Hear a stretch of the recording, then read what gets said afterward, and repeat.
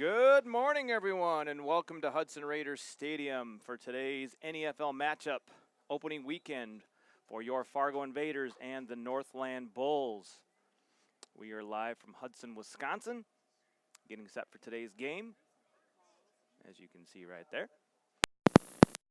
Today, as last game, will be the one and only 99.9 Froggy FM's Jody Woods. You want to say hi, Jody? Oh, hello. I'll unmute you. A beautiful Saturday morning for some football. Yes. A little early start today. A little early. But we made it here in one piece, and we're ready to get the game started. That's right. So last time we spoke to everyone, the Fargo Invaders won 38-14 at a game down in St. Cloud against the Twin City Sabercats. It's been, I think, 3 weeks since the Northland Bulls had their last game. I believe they came up short in their last game. If I can pull up the score, I think it was 34-7 or 31-7. Loss to the Northern Lights Cowboys, or Stanley Cowboys, however you know them. 32-7 was the final. And so they'll try to get back on track today as they take on the Fargo Invaders. Opener for the NEFL for both teams. This game got shifted around due to field availability. We might need to almost zoom out a little bit. Well, that's a first. Usually we just trying to get it just perfect. there are lots of zoom ins. Fargo won the toss. They deferred. They will be kicking off. Lazante here gets his foot into that one, over the return man's head, into the end zone for a touchback, where Northland will start their first possession of the day at their own 25-yard line. Northland quarterback by Brett Schreiner, one of the all-star quarterbacks in our league. Invaders open up the game on defense. Defense has been playing really well. Gave up their first points of the season last game against Twin City Sabercats. Gave up a pick six on a overthrow on an interception by Javante Johnson, and the other touchdown came late in the fourth quarter. Northland starts with the four wide receivers set, one back in the backfield with Schreiner. Man in motion.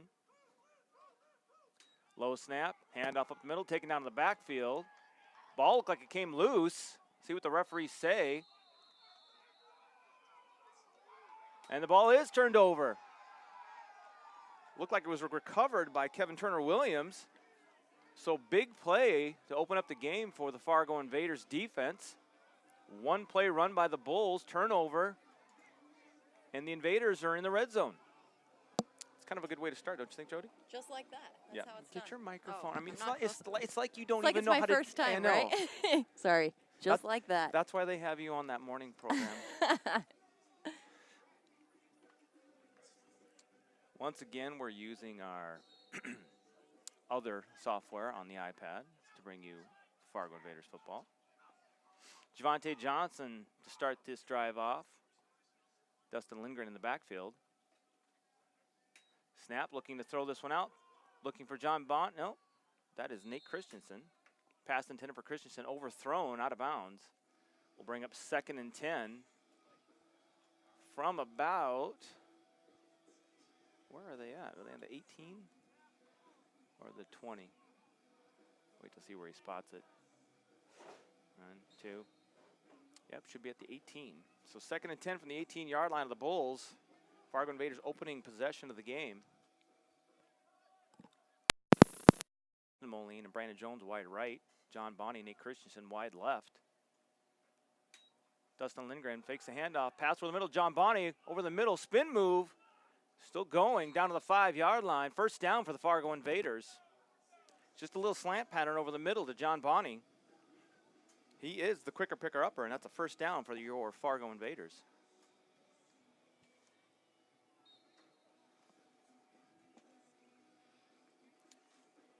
So 1st and goal now for the Fargo Invaders.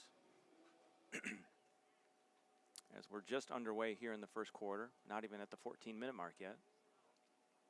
Johnson with 4 wide receivers once again. Checks over the defense. Snap. Penalty flag is down. We're going to throw this one out to the corner.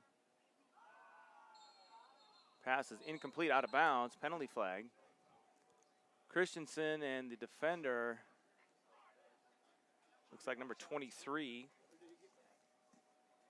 for the Bulls.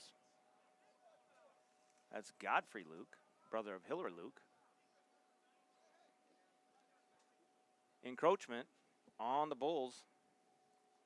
Too close to get 5 yards. Will be half the distance to the goal. First down and goal for the Invaders. Early morning today for the Invaders. Had to gather at the bus at 3 o'clock in the morning. See how sharp the Invaders are. Johnson, low snap, looking to throw the ball. Pass over the head and tipped. Pass intended for John Bonney, incomplete. Brings up second and goal. Had John Bonney open, looked like he stumbled a bit there. So second and goal for the Invaders. 13:50 on the clock right now. If you're just joining us, one play, one turnover for the Bulls. Set the Invaders up inside the red zone.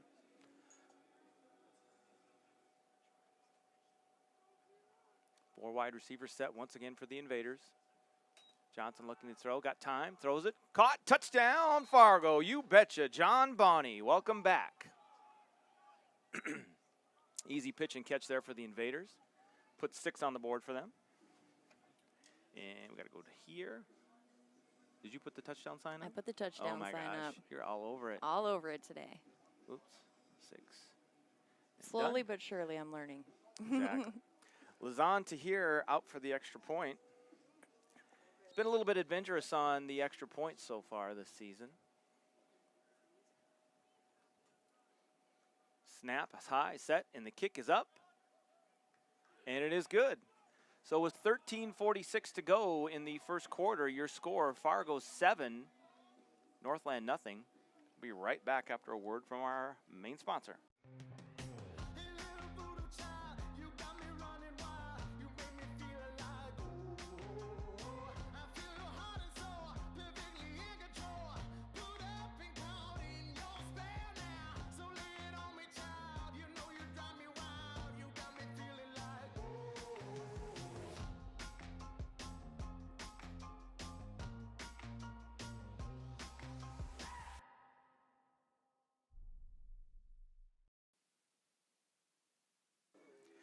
And we're back.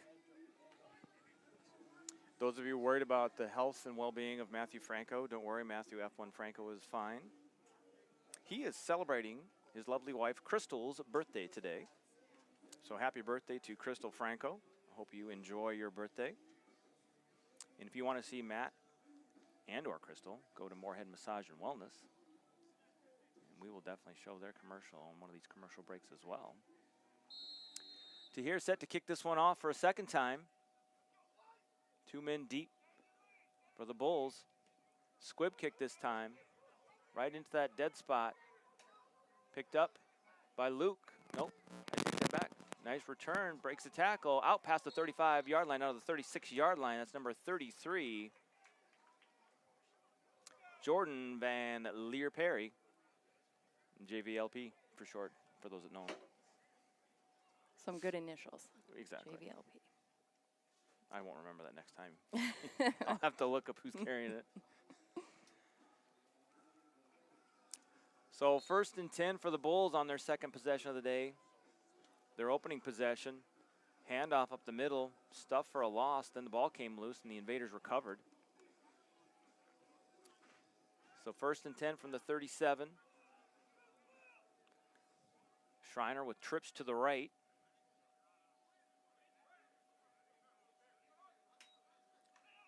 Little pitch play out to the outside, turns the corner, and gets taken down after a gain of a couple. That was number, I believe, 25 on the carry. That's Kareem McDuffie. He's been around, as far as I know, the last couple years for the Bulls. I believe he was on the roster when the Northland Bulls went to the NEFL championship game 2 years ago against the Minneapolis Warriors.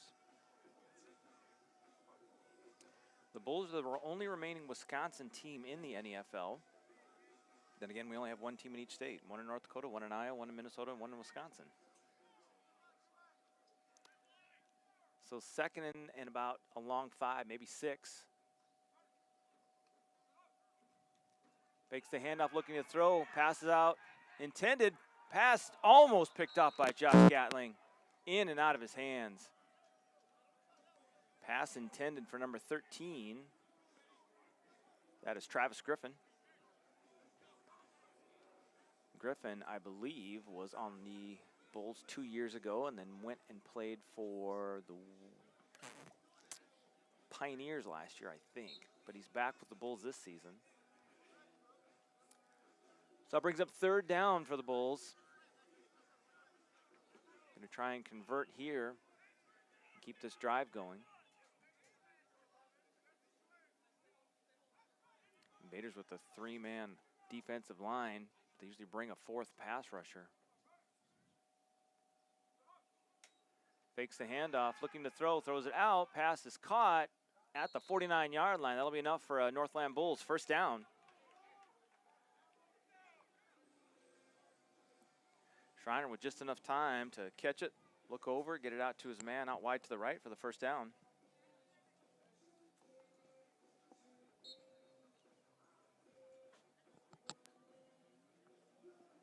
.12:15 on the clock and counting. Can't quite see the clock.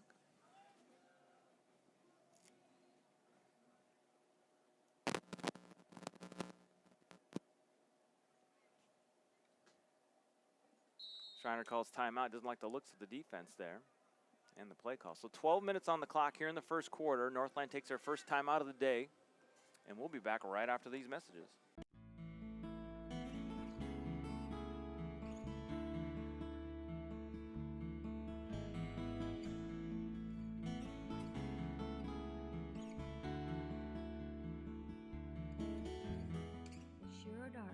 Is an ancient Ayurvedic treatment. It balances the hemispheres of the brain. It helps with insomnia, depression, anxiety, and so much more.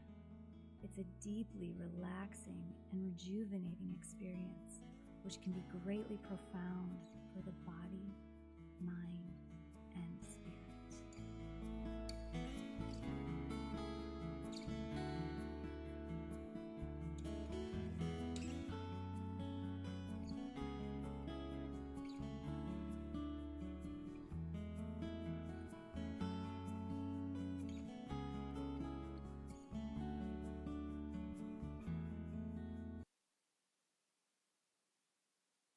And we're back.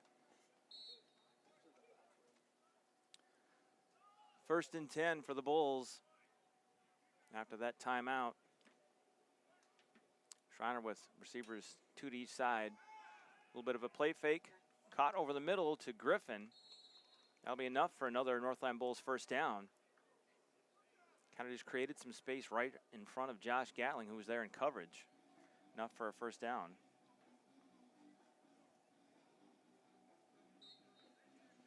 It'd be much better if I had actual stand for this, but only a couple more games. One can hope. Yes, today and one more game, and then we'll be back to the real equipment. So first and 10 once again for the Bulls. Trying to get in the flow of their offense right now. Picked up a couple first downs so far. Trips to the left this time for Schreiner.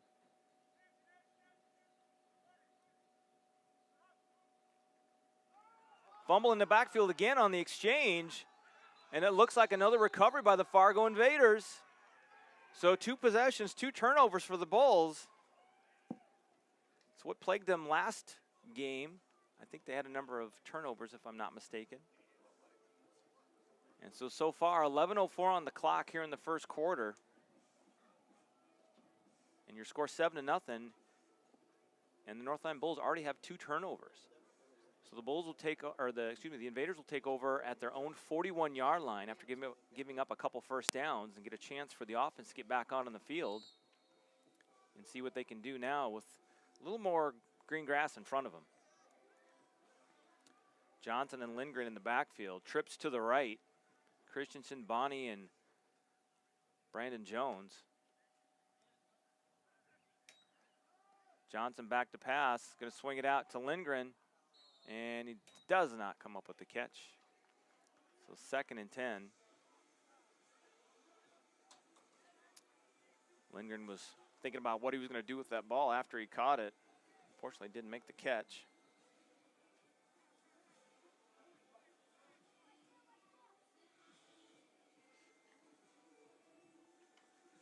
Everything okay there on your phone, Jody? Looks good. About as good as it's going to get for today. Just trying to see if anybody was chatting with you. Oh, gotcha. Trips to the right. Draw play up the middle to Lindgren, bounces it to the outside, tries to turn the corner. Penalty flag comes in. Taken down for a gain of about 5. We'll see what the penalty is. Yep. Holding on the Invaders. That'll back them up 10. It'll bring up 2nd and 20.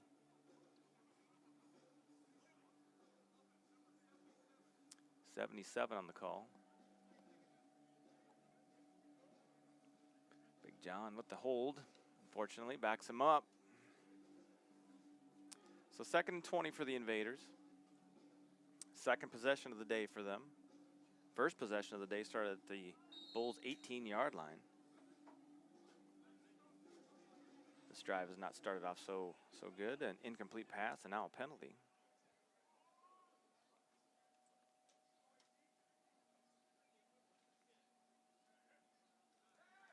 Johnson under pressure, throws it out. Short arms that one. Pass intended for Brandon Jones. Pass is incomplete. Got to get another commercial ready, Jody. Since I can't have all of them loaded ahead of time. One at a time. One at a time.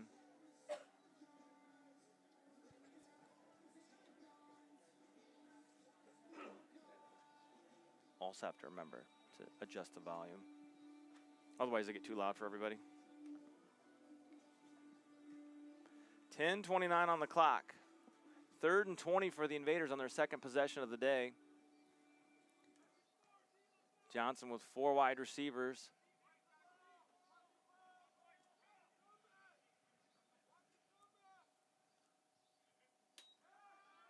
Johnson with time. Gets his pass out. Pass intended for John Bonney. Timing not quite there between the two right now. John was gone last week for last week's game. So that brings up 4th down, and Lazan Tahir will come out to punt this one away. Back deep, it looks like Trevon Castile-Smaller, the lone man, back deep to return this one. And as always, special teams is an adventure. Legal substitution on the Invaders. That'll back them up 5 more. Or too many men in the huddle, I should say. So 4th and 25 officially. Getting ready for Tahir to punt this one. Weather's good today, not too much of a breeze, so that should mean hopefully that we get better than a 10-yard punt, which we unfortunately had happen last game. Snap to Tahir, gets his foot into this one, end over end kick. Still takes it at the 35, running, got some room, got some blocks, turns the corner in the Invaders territory, breaks a tackle, still going, down inside the 30-yard line, down to about the 27. I think they're going to give Invaders a generous spot and mark them out of bounds at the 29. So 1st and 10 for the Bulls at the Invaders' 29-yard line. Special teams is key in semi-pro football. Not a lot of time to practice it. And then on top of it, if you can get some big plays out of the special teams, it can really change the momentum of the game. 7-0 your score, 10:06 on the clock. Still early stages of the first quarter.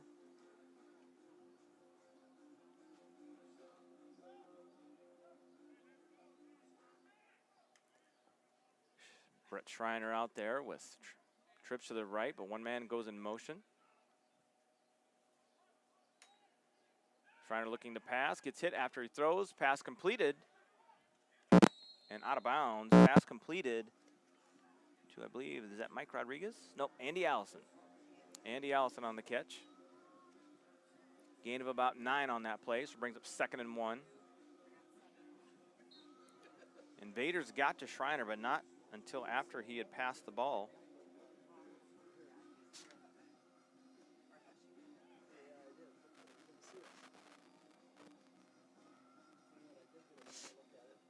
I bumped the computer. Thanks for taking credit. It That- wasn't me. It's very touchy, and I don't know why. 4 wide receiver set for the Bulls. Trying to capitalize on the good punt return. Man in motion. Low snap. Pitches it out to his running back in the backfield. He's got to try and make something happen. Ends up losing about 6 yards on that play. That'll bring up 3rd down, about 7 for the Bulls. Bulls trying to get a little bit of the running game going. Try to get something to the outside there. Fortunately, could not get anything going. So big 3rd down here. I'm not sure what the range is for Mike Rodriguez, who usually handles the place kicking duties for the Bulls. Trips to the right. Allison, your lone receiver, to the left.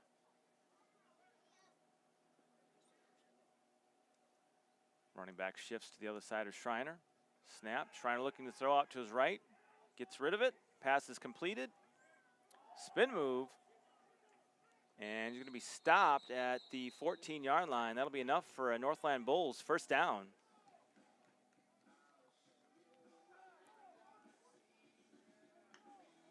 Nice play there by the Bulls. Pick up that 1st down.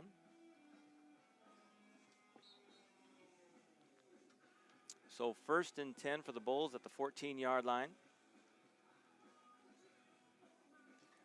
Trying to get this one into the end zone. Not always an easy task against these Fargo Invaders.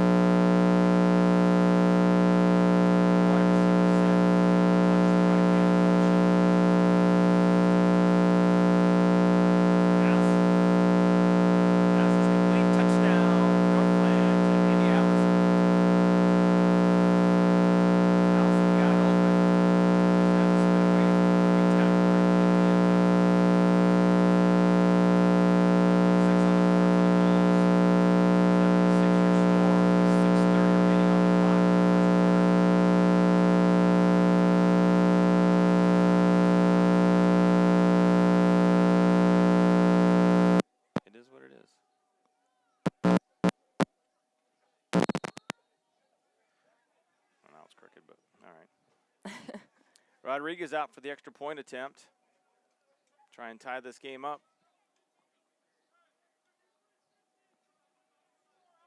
Rodriguez does a bit of everything. Punt, place kicker, receiver. Kick is up. And it's on the defense.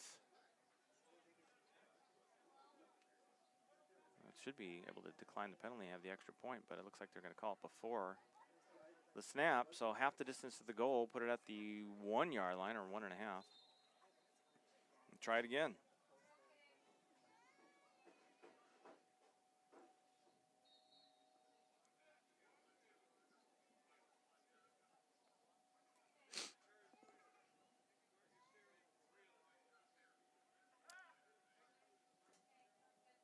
Snap, the set, and the kick is up. And it's good.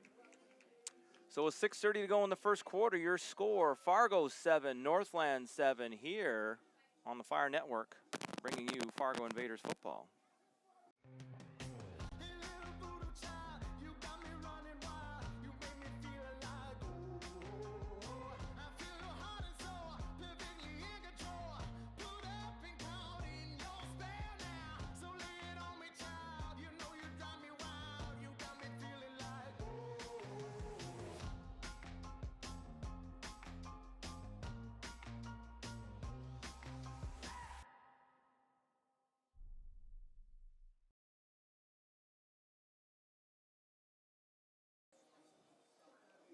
Back in Hudson, Wisconsin, your score 7-7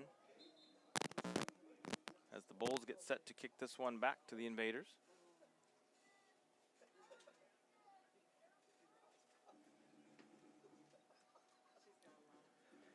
See what the Invaders can do on their next possession. Each team has capitalized when they've either gotten a big play on special teams or got the turnover. 7-7 your score. Rodriguez set to kick this one away.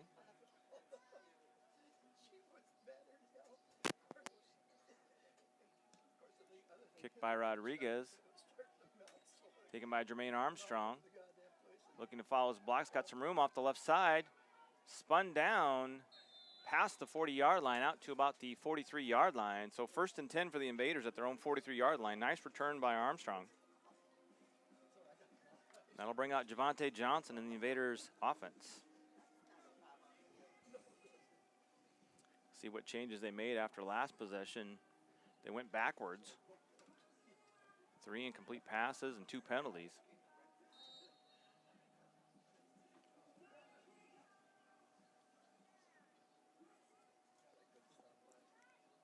So trips to the left this time.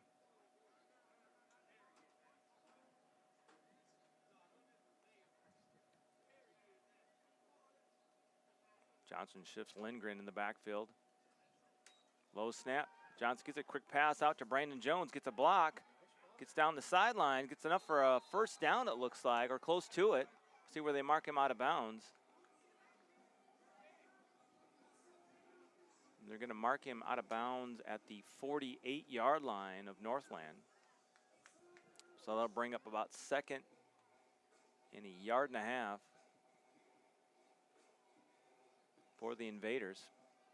Just a quick swing pass to Brandon Jones. Picked up a couple blocks from his wide receivers and gained about 9 on that play.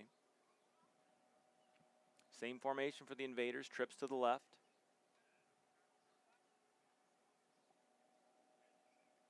Handoff this time up the middle to Lindgren. Plows forward. Back to the line of scrimmage and no more. That'll bring up 3rd and a long one. 5:28 on the clock here in the first quarter.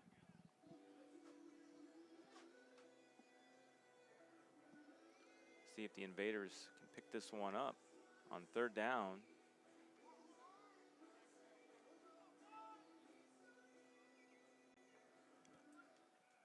Bulls trying to get a back-to-back stops on the Invaders offense. Fakes the handoff. Quick pass over the middle to John Bonney. Bobbled and caught for the first down. Nice concentration by John Bonney to pick up the first down there. That'll bring up another 1st down and 10 for the Invaders. Trying to keep this drive going. Get some of that momentum back that they just lost after that touchdown drive by the Northland Bulls.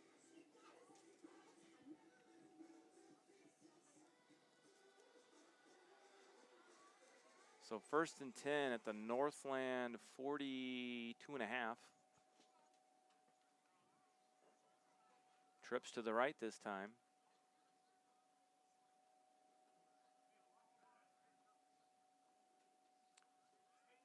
Blitz coming off the left side. Quick swing pass to Brandon Jones. And that goes nowhere. I don't know if he had some intentions of maybe catching that and then trying to throw it on a little lateral and then get it out to Christensen, but Jones did the smart thing, didn't try and force anything. Unfortunately, lost about 6 yards on that play, so 2nd and 16 for the Invaders. As we're cruising through the first quarter. Well, maybe not. It's already 11:34, Jody. That's not too bad. It is. Not too many stoppages in play, a couple touchdowns. Right. So 2nd and long for the Invaders. Brandon Jones in motion. Try the handoff, delayed handoff up the middle. Nowhere to go on that play. Another loss on the play. Loss of about 3 or 4 on that play. So it looks like it's about 3rd and 20 now after back-to-back losses on those past 2 plays. Invaders trying to get some things going in that running game. And then an extension of the running game is those quick passes and just swing passes out of the backfield to the running back, and that didn't work either. So now they're in a 3rd and 20 situation here in a tie ball game in Hudson, Wisconsin.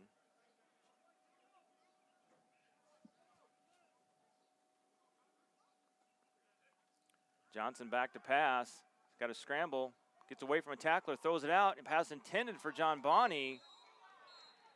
No penalty flag on that one. A lot of contact there down the sidelines. No call. Brings up 4th down for the Invaders, and the punt team comes on.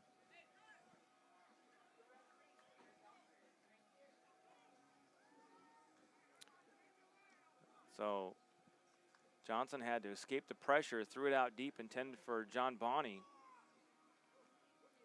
Unfortunately, John was not able to get to the ball.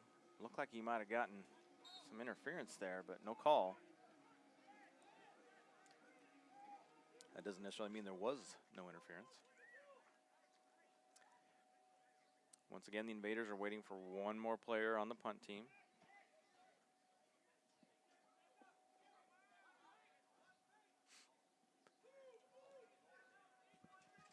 Tahir back to punt this one away, gets the kickoff. High hanging kick. Comes down, takes a Bulls bounce, comes to down that one at the 25-yard line by Jordan Perkins. So 2:24 to go in the first quarter. Your score 7-7, all knotted up here in Hudson, Wisconsin. Easy for you to say. Some of our sponsors out there, Otter Tail Mid-Dakota Coaches, they've been providing quality motor coach and school bus transportation for over 44 years. They can transport your group across town or across country. And they are meeting the needs of your Fargo Invaders. That's Otter Tail Mid-Dakota Coaches.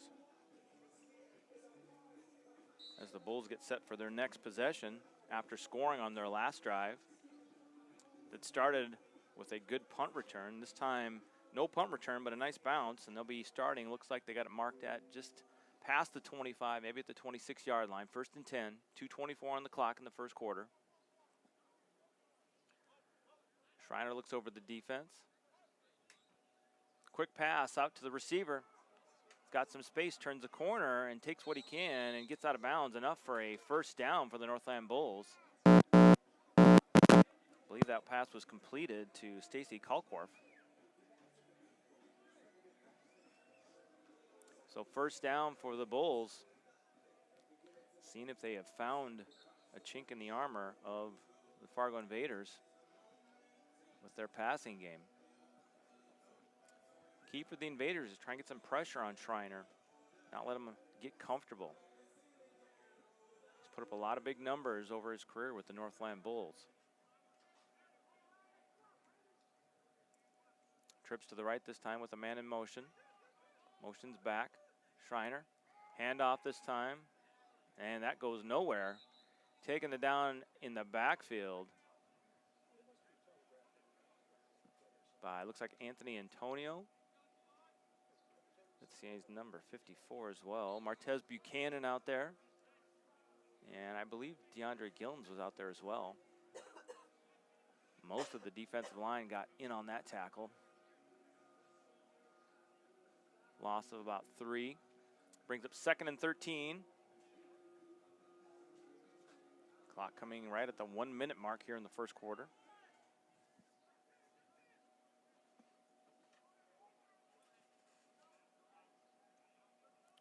steps right and motions. Schreiner looking to throw, passes out to the man who was in motion. Hit hard by Jermaine Armstrong. Gain of about 5 or 6 on that play. Brings up third down. Should get one more play off here before the end of the quarter, I think. Depends on how quickly the Bulls move.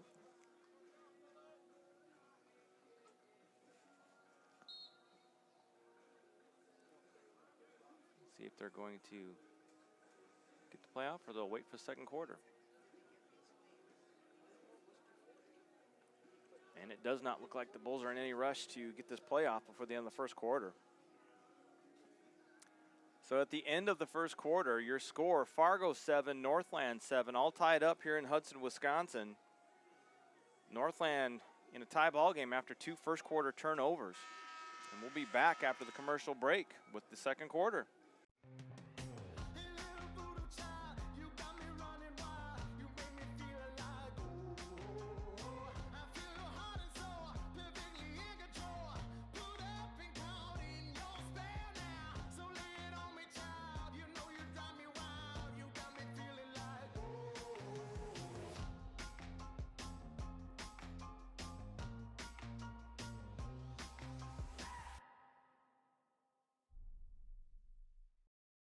Where can get your phone and computer repaired? At Where Repair. With no appointment necessary, you can bring your devices in right away. Have our knowledgeable staff do a free diagnostics to determine the problem. Stay up to date by checking the status of your ticket online. All of our services come with a warranty. Where Repair also does web development. Stop by Where Repair for all your phone and computer repairs.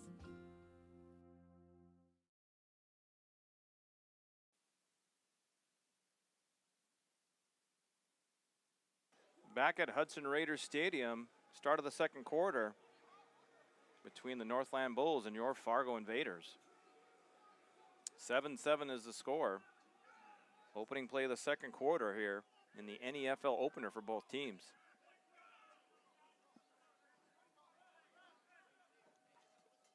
Schreiner looking over the defense with 4 wide receivers, 2 to each side. Schreiner looking to pass. Gonna have to step up in the pocket. Down he goes. First sack of the day by Anthony Antonio. That'll bring up 4th down for the Northland Bulls. And that should bring out Mike Rodriguez and the punt team. So the Invaders finally get to Schreiner and sack him. I think that was the first sack of the day. Should probably pull up the stats while I'm doing this. You know that, Jody? And make sure you're right. Maybe. I don't know why this website doesn't want to come up for me.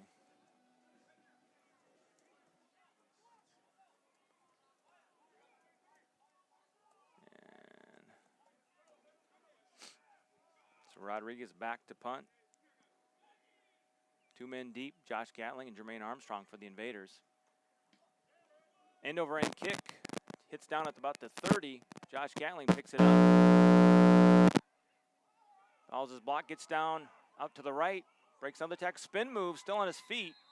Almost broke that one. Taken out of bounds at the 47, 48 yard line.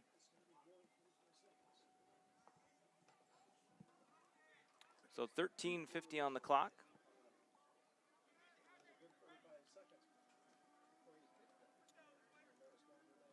If I could just get this website to come up, Jody, I'd be happy.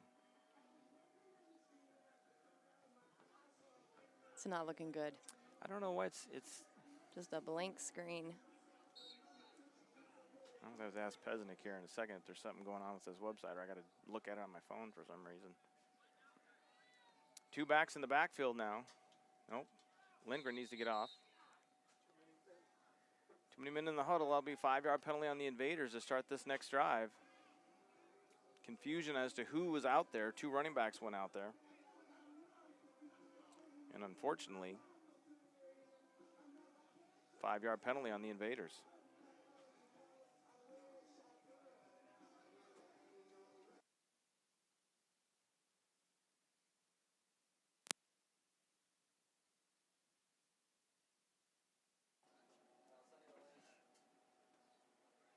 So second and 15 for the, or first and 15 for the Invaders, excuse me.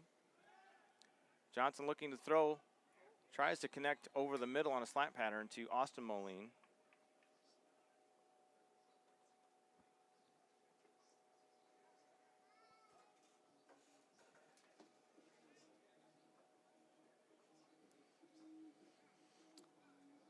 Don't know why that page isn't coming up.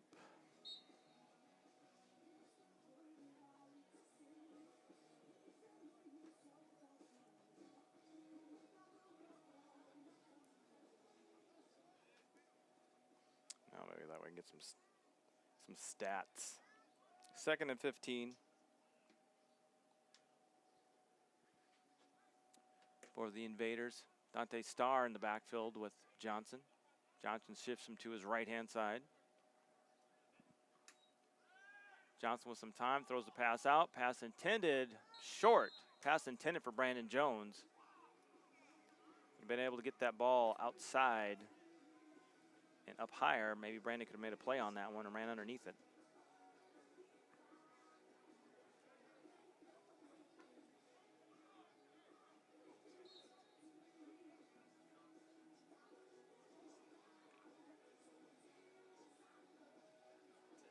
There the website comes up. It's a miracle. Better late than never. Story of my life. Third and 15 for the Invaders after back-to-back incompletions. Invaders offense struggling to find a bit of a rhythm here.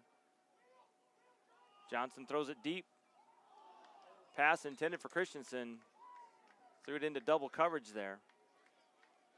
Johnson tried to make the pass after having to avoid some pressure. So Tahir comes out once again to punt this one away.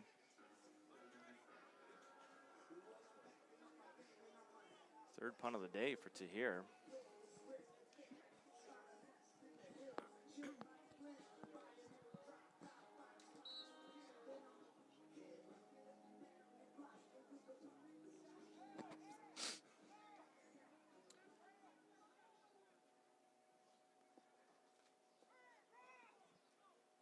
One man deeped for the punt return. Low snap. Tahir scoops it up, gets the kick off. High spiraling kick.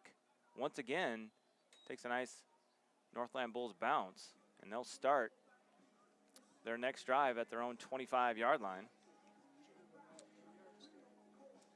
Once again, we want to give a shout out to several of our sponsors. Glacial Peak Cryotherapy provides whole body cryotherapy, which is the use of ultra low temperatures for the purpose of quick muscle recovery and medical therapy. The client is placed in a cryo sauna for a short duration of 2 to 3 minutes, which lowers your skin surface temperature significantly and stimulates receptors. If you're looking for improved health and fast recovery, cryotherapy is your answer. Glacial Peak Cryotherapy.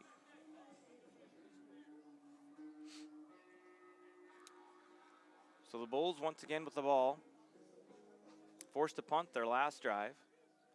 First two drives of the day ended in turnovers for the Bulls on run plays. Got in the end zone on a touchdown pass. And in motion, Schreiner fakes the handoff, looking to throw this one out. It's got a man open, comes back to catch it, slides down. Pass was completed to number 13, which is Trey Griffin. Another catch on the day for him.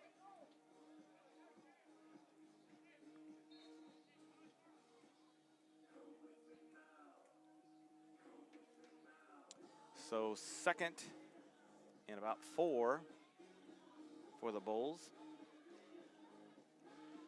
They've given Schreiner enough time to be able to get the passes off, and he's only been under pressure once or twice. Invaders are going to need to get some more pressure on him. There's that little option play to the outside. This time the running back makes a man miss, dives forward, and they're going to spot him short of the first down by about a half a yard. That time that little option play actually worked. I think that was, I want to say that was number 33 on the carry. Jordan Van Leer Perry. So 3rd and short for the Bulls. We'll see if they bring in their short yardage package. Try and pick this one up. League opener for both teams today. Trying to get a true feel on this year's teams in the league. One back in the backfield now. That's JVLP. Handoff up the middle, taken down to the backfield. It's going to bring up 4th down. Nice stop by the Invaders. Loss on the play. Looks like it'll be 4th and 5 from their own 30-yard line. Well, they give him a good spot, 31-yard line, so 4th and 4. And Rodriguez should be out back on the field to punt this one away. We'll do another read next time, but I got to get another commercial set to go.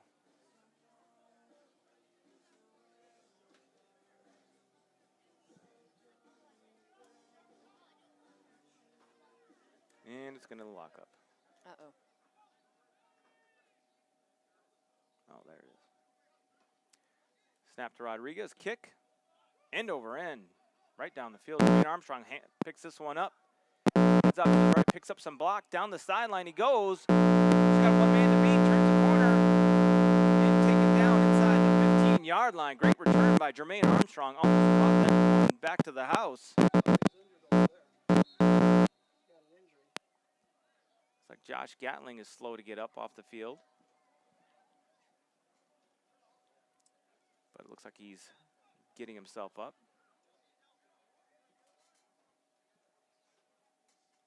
Hopefully it's just a minor tweak.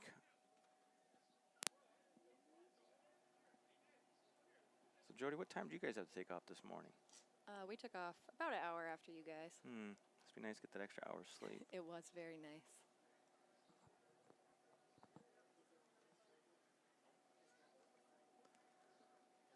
And it looks like everything's okay. We'll see how Josh Gatling does if he comes back on in the next series on defense. Possibly rolled an ankle or something. A couple weeks ago, he had an injury. I think he just got a finger to the eye. I mean, that's still pretty rough. Yeah. Could be worse, but I definitely wouldn't want a finger in my eye. So. I think it's usually low on people's list of priorities of things they want. Just a hunch, though. So Johnson and the Invaders offense inside the 15-yard line to start this next drive. Dante Starr out in the backfield for the Invaders. Trips to the right. Johnson looking to pass. Throws this one to Christensen. Doesn't get his head around in time. Defender was there in time to break that up anyway. Broken up by number 37, Jordan Rayford. Pass intended for Christensen. Johnson has looked for Christensen a few times today. I haven't been able to connect yet. Christensen, a new receiver for the Invaders. I believe this is his first game for the Invaders today. I have not seen him play yet, so I don't really have any info on him, Jody. That's surprising. I know, You right? are a wealth of knowledge, so. Johnson fakes the handoff, pass, slant pattern this time over the middle to John Bonney. Gets close to a first down, probably a couple yards short. Old reliable John Bonney. Slant pattern over the middle brings up 3rd and short for the Invaders. 10-12 on the clock and counting. 7-7 game. I don't know if this is 4-down territory for the Invaders. They are in field goal range for Lazan Tahir. His career long for the Invaders is 42 yards.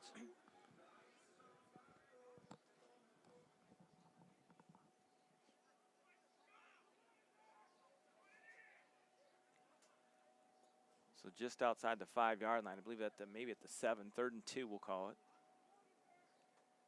Johnson looks over the defense.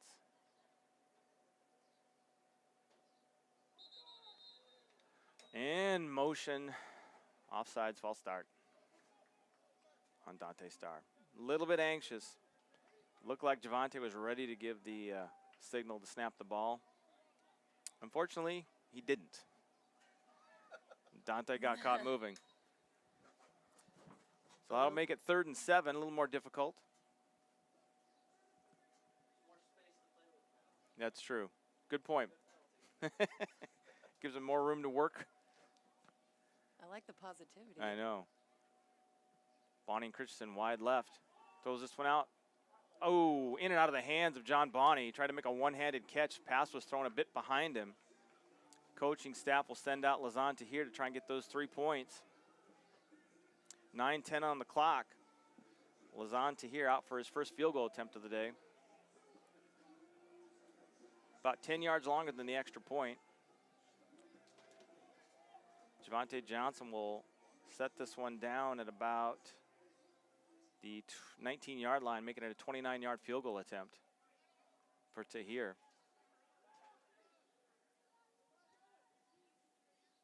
Snap set, and the kick is up. And it is good.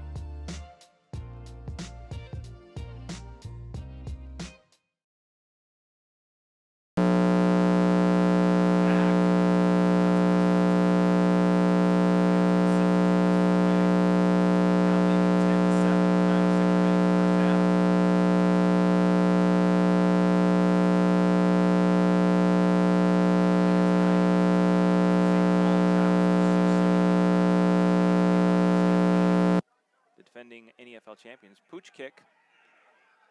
Ball's loose, and it's going to be recovered by the Bulls. Almost came up with there by, looked like Austin Moline and maybe Dustin Lindgren. Just a little pooch kick. Caught the Bulls off guard. But the Invaders players could not come down cleanly with the ball. And as he was getting hit and tackled, the ball came loose, and the Bulls were able to recover. A little bit lucky for them, a little bit unlucky for the Invaders there. Almost a great play to catch them off guard. Second game of the season, I believe it was. Or maybe it was the first game for the Invaders. There was a safety, and they punted it as the free kick. And the Invaders defense was expecting it to be fair caught like a normal punt, but it was a live ball. And Western Dakota was able to recover that one for a little bit of an onside type of play.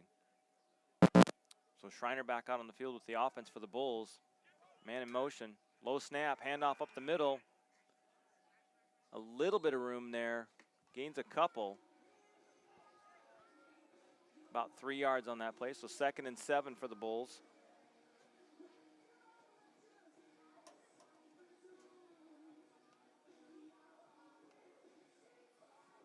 As we motor along through the second quarter.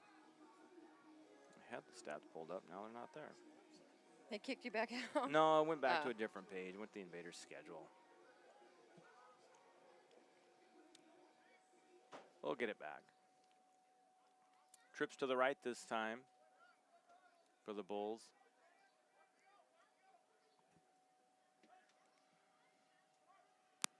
Fakes the handoff this time. Schreiner looking out to his right to throw it. Pass complete. Receiver runs backwards to avoid a tackler.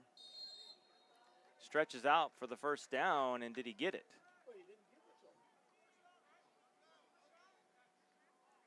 Where did they mark it? Nope, they marked it just short. 3rd and inches.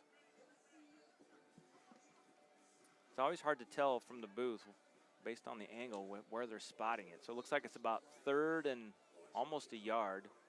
A short 1 yard.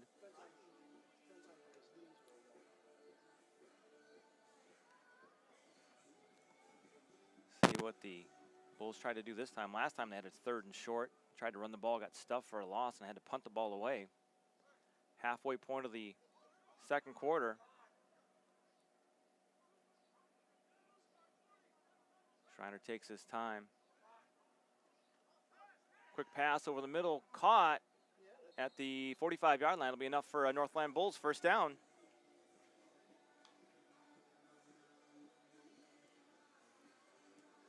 So the Bulls are able to convert on third down there for the first down.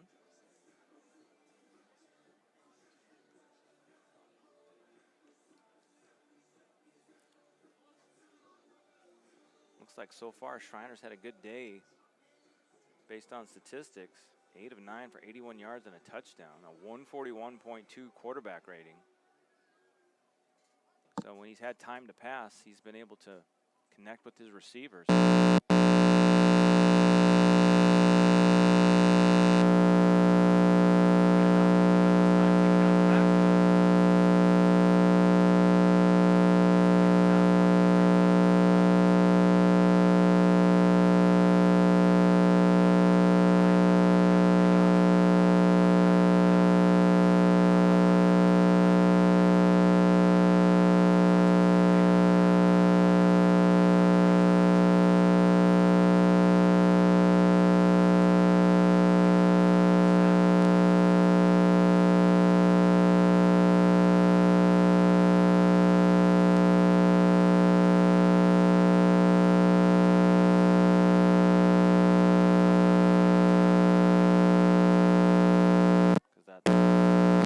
Something's going on with it.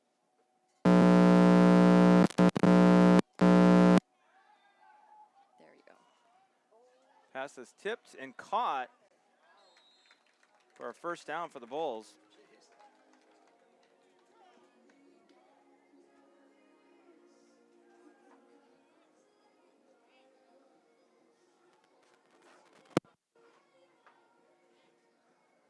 It's got to be that. Or this. Looks okay now. Yeah, like I said, it's not ideal. So 1st and 10 for the Bulls after completing that last pass. Trips to the right this time for Schreiner. There's that run play. Invaders make Schreiner run the ball himself this time. Don't let him get it pitched to that running back. Gain of about 3 on that play for Schreiner. The Bulls trying to put together a drive before the half to try and either tie it or take the lead. They've been able to stay on the field a bit longer rather than their first 2 possessions of the game where they had drives that ended both in turnovers on fumbles.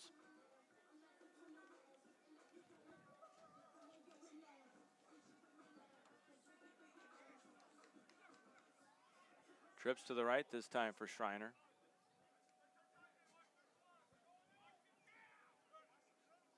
Man in motion. Schreiner looking to pass this one, pass it over the middle, too high. Had a man there. Looked like the defender maybe tried to play the ball a little bit, expecting that safety help up over the top. If that pass would have been completed in stride, it would have been gone for 6. Invaders dodged a bullet there. Brings up 3rd and 7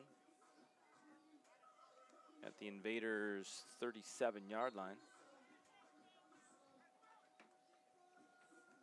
Clock stopped with 3:48 to go in the second quarter.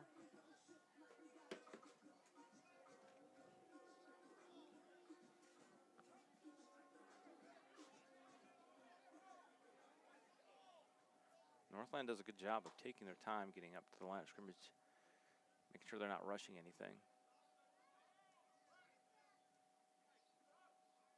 Schreiner with time in the pocket, throws this one out deep right's got a man, caught inside the 10, taken down at the 8-yard line by Jermaine Armstrong. Griffin got behind his defender.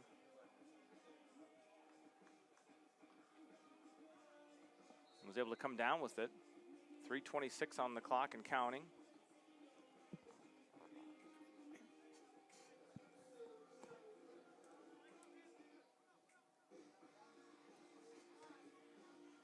So Invaders defense is now forced to try and make a stop inside the red zone.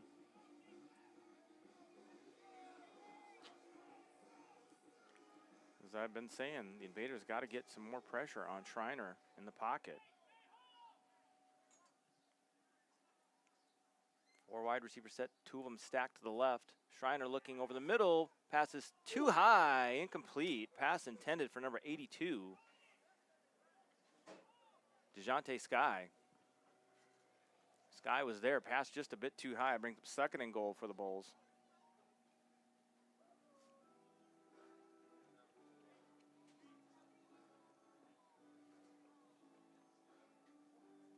And I do see, now that I think of it, I do see Josh Gatling back out on the field, so he's That's a good all sign. right. Or at least well enough to be out there playing. Right.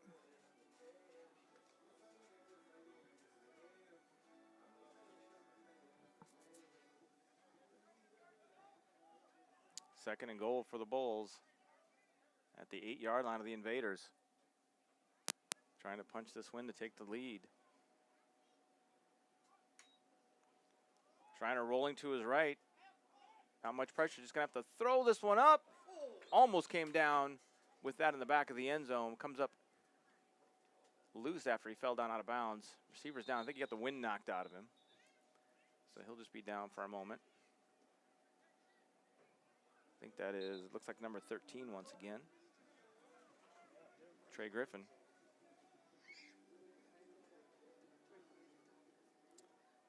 Tell you what, there's something about getting the wind knocked out of you that's just hard to deal with. I believe it.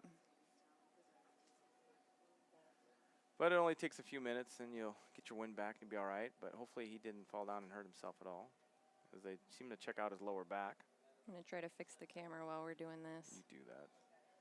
Little crooked angle here. That's true. Oh, was he really? Oh, no. Is it Trey? Is it Trey? Yeah, Trey Griffin, he had a tailbone injury last year, and he looked like he landed right on that. Could be the cause of the problem rather than getting the wind knocked out of him like I had hoped it was.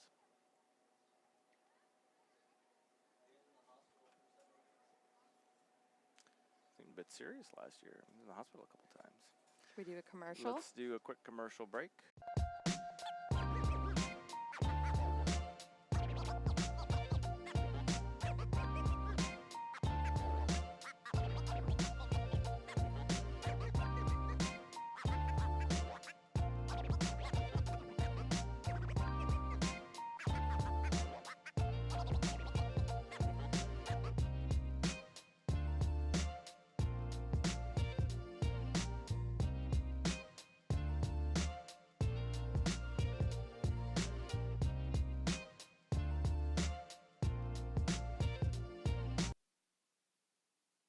Yeah, we're back, and Griffin is able to walk off under his own pressure, so hopefully, own power, excuse me. Hopefully everything is all right.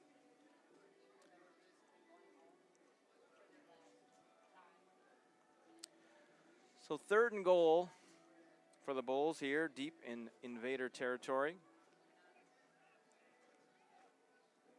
Schreiner's had a couple guys create some space and were open, just unable to connect with his receivers. Trips to the right this time. Now goes a man in motion.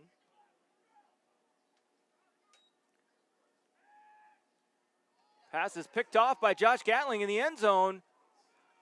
Turns the corner. He's got blockers, only one man to beat. That's Brock Schreiner down the sideline as he goes. 20, 15, 10, 5. Touchdown Fargo, you betcha. 2:22 to go in the first half, and Josh Gatling gets the Invaders out of the frying pan and thankfully not into the fire, although they are on the Fire Network. You want to put it? Go ahead. You can do it this time. So just like that, just when it looked like the Bulls were threatening to score their 3rd turnover of the game, and this time it's a big one. maybe 101, depending on where you spotted him at. Matt, where'd you, 102? 102-yard interception return for a touchdown for Josh Gatling, his first defensive touchdown of the season. Got into the end zone last game as a pass receiver.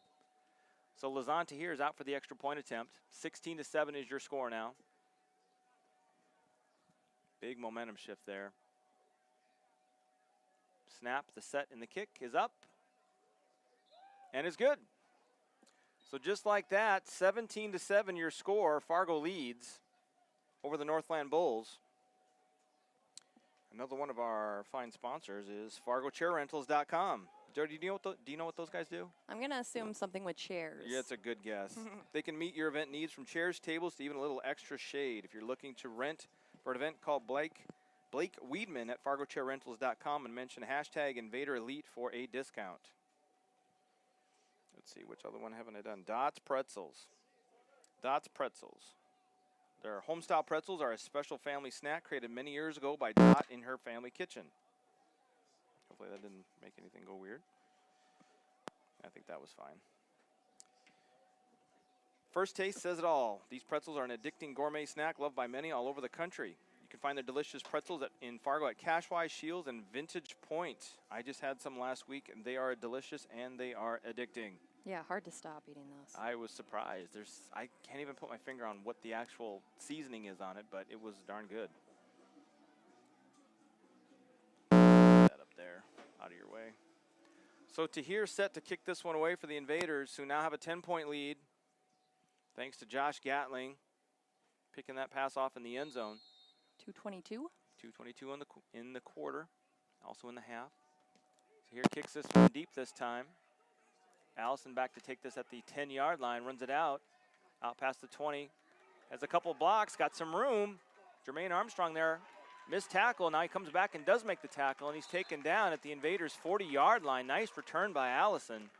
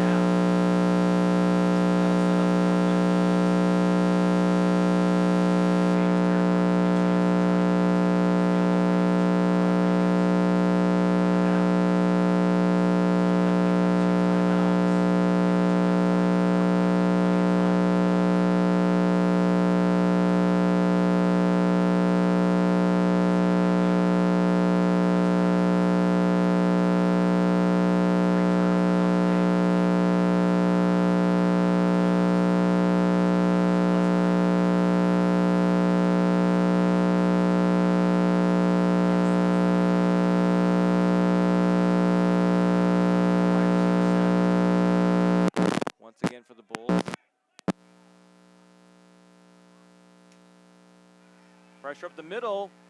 Schreiner tries to avoid it. Ball comes loose as he's sacked, but he's able to hold on to it. Looked like his helmet popped off too. Let's hope Brett's all right. Clock is running. That'll be the 2-minute warning. So we'll go to a quick commercial break here, and it's 2-minute warning. 2 minutes left in the first half. Fargo Invaders 17, Northland Bulls 7. You're watching Fargo Invaders football on the Fire Network.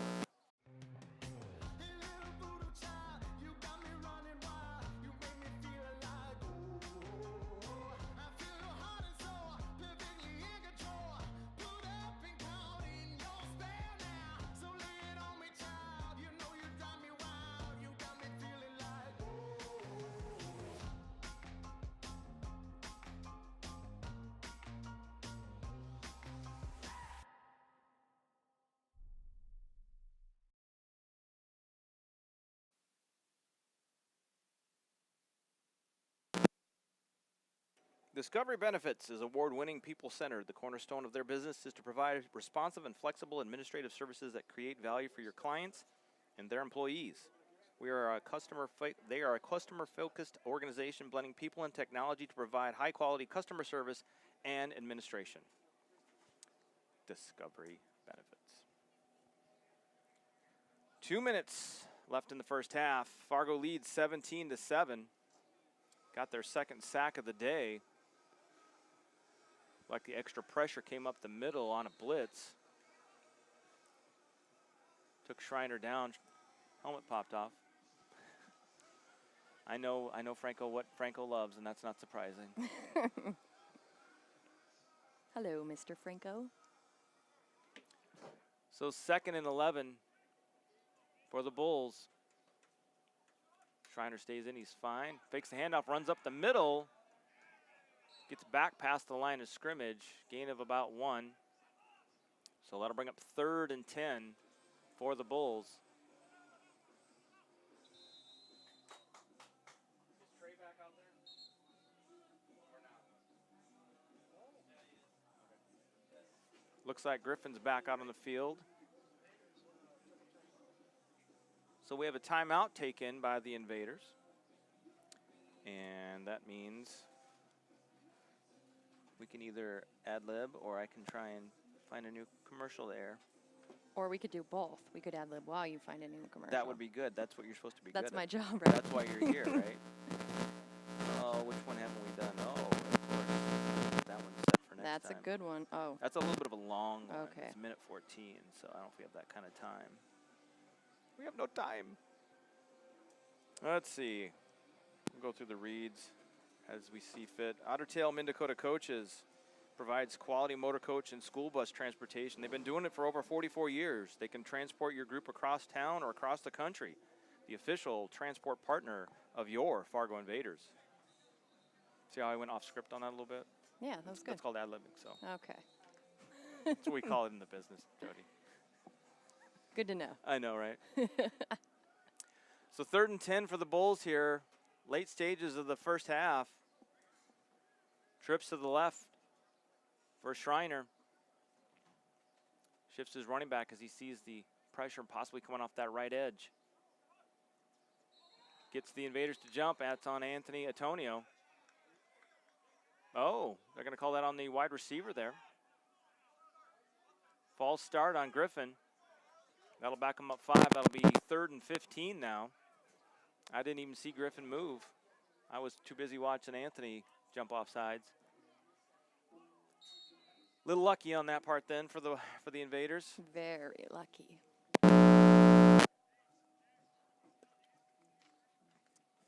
So almost a halftime here. Invaders offense after first possession touchdown hasn't been able to do much. And the Northland Bulls have been kind of finding their rhythm on offense until that last possession was an interception, return for a touchdown. Now going backwards. Schreiner, time to pass, got to step up in the pocket, throws it out. Pass is just a bit too high, intended for his receiver, number 82. As I look at who that is, since I don't have a piece of paper, Laura. That pass was intended for DeJounte Sky. And it looks like they're not going to have the punt team go out. They're going to leave Schreiner out there. Try to go for it. Yep. Try and pick it up on 4th and 15. I guess they're feeling pretty confident about their defense, too, that if they cannot pick up the first down, that 55 yards out for a touchdown with a minute 39 or less to go in the half, that they should be able to hold the Invaders. So coaching staff showing confidence in Schreiner in the offense. 2 wide receivers to each side. Invaders trying to make sure they play it down in distance here and not give up a big play or a first down.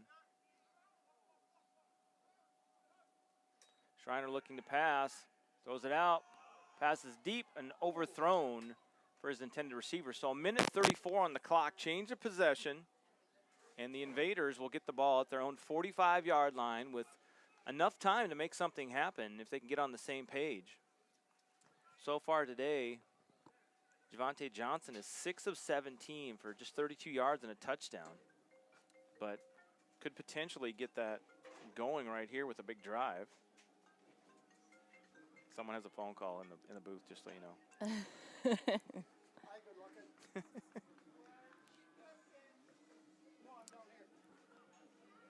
I thought it was you, to be honest. No. I don't even think Rookie I have. mistake, right? Yeah, I know, right? I've got mine on silent. I'm smart enough to do that.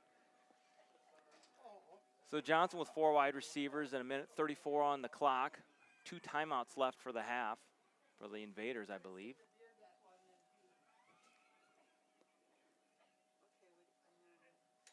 Johnson throws off its back foot, intended for John Bonney, picked off. Taken down at the 35-yard line. Not a good throw by Johnson. Threw off his back foot into triple coverage intended for John Bonney. So with 1:24 on the clock, the Bulls get the ball back in Invaders territory at the Invaders 35-yard line. I knew the Invaders were going to come out and try and be aggressive on that last possession. Unfortunately, by doing that, and they make a mistake, they turn the ball over at the edge of scoring position for the Northland Bulls. Probably only need about 10 to 15 yards to be in field goal range for Rodriguez. I'm not sure what his career long is. Mr. Franco says you're doing great, but he could be talking to me. Yeah, probably. He usually is. 4 wide receivers for Schreiner. Schreiner looking to pass out to his right. Defender falls down, slips there. And that's the first down for the Bulls at the Invaders 24-yard line. So just like that, after they get a 4th down stop, a turnover, and 1 completed pass, and the Bulls are on the edge of the red zone.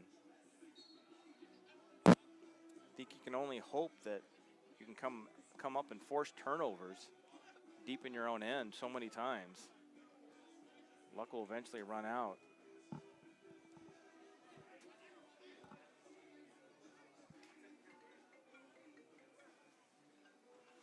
So 1st and 10 for the Bulls.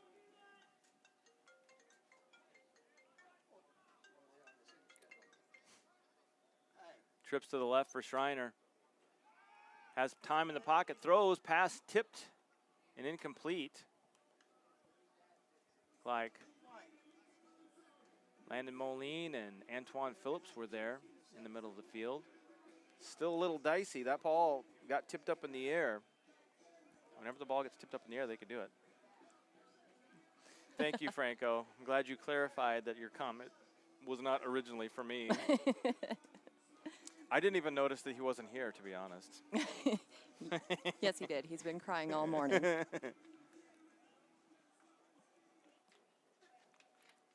So 2nd and 10 for the Bulls at the 24-yard line of the Fargo Invaders here. Even later stages of the first half than I said before. Schreiner with time, under pressure, steps up, gets the pass off, and it is incomplete. Hit the turf, pass intended for Griffin. Brings up 3rd and 10 from the 24-yard line. We'll see what the Bulls do on offense here, if they try and just get some to make it an easier field goal attempt for Rodriguez, or if they're going to just pin their ears back and decide to go for it on 4th down. But Invaders need to stop here on 3rd and 10.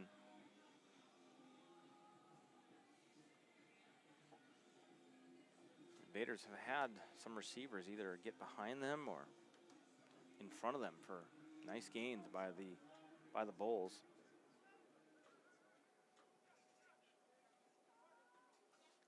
So 3rd and 10, man in motion. Schreiner under pressure, a little screen pass. Got some blocks in front of him. Got to make the tackle. And he got the 1st down. Clock's still running. 1 minute to go in the first half.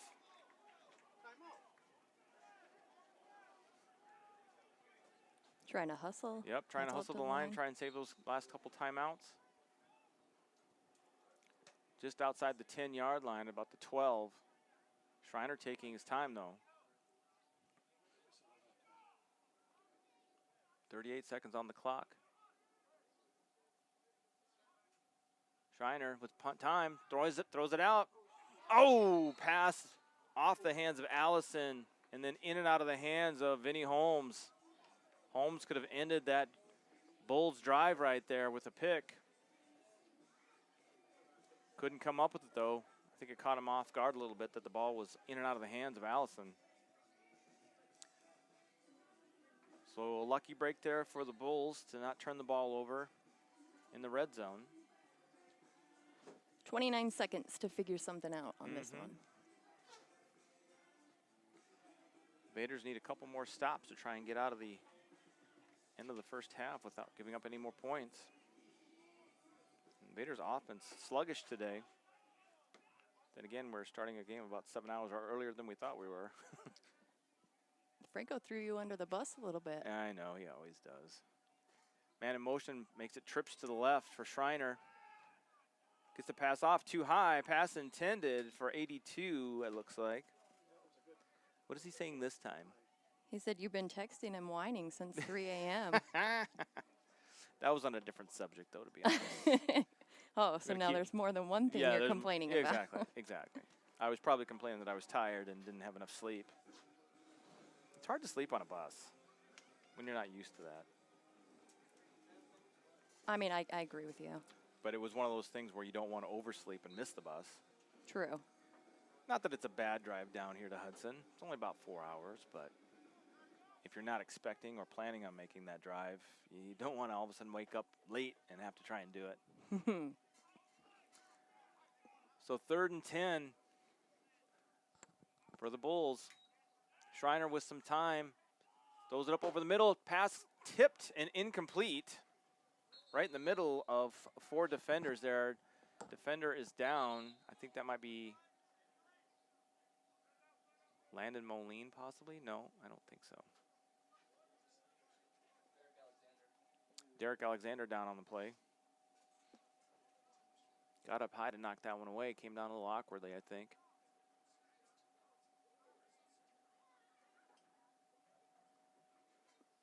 Looks like an ankle or a knee, possibly. Gonna hop off to make sure we get this last play off before the half.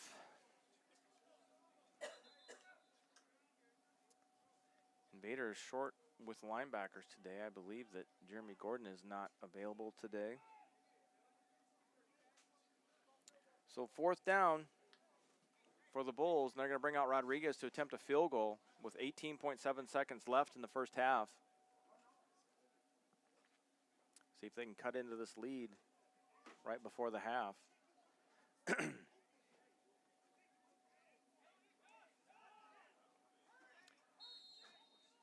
For the Invaders to at least hold the Bulls to 3 is somewhat of a win for them. If they can force a block or a missed field goal here and come away without giving up any points, that would be ideal.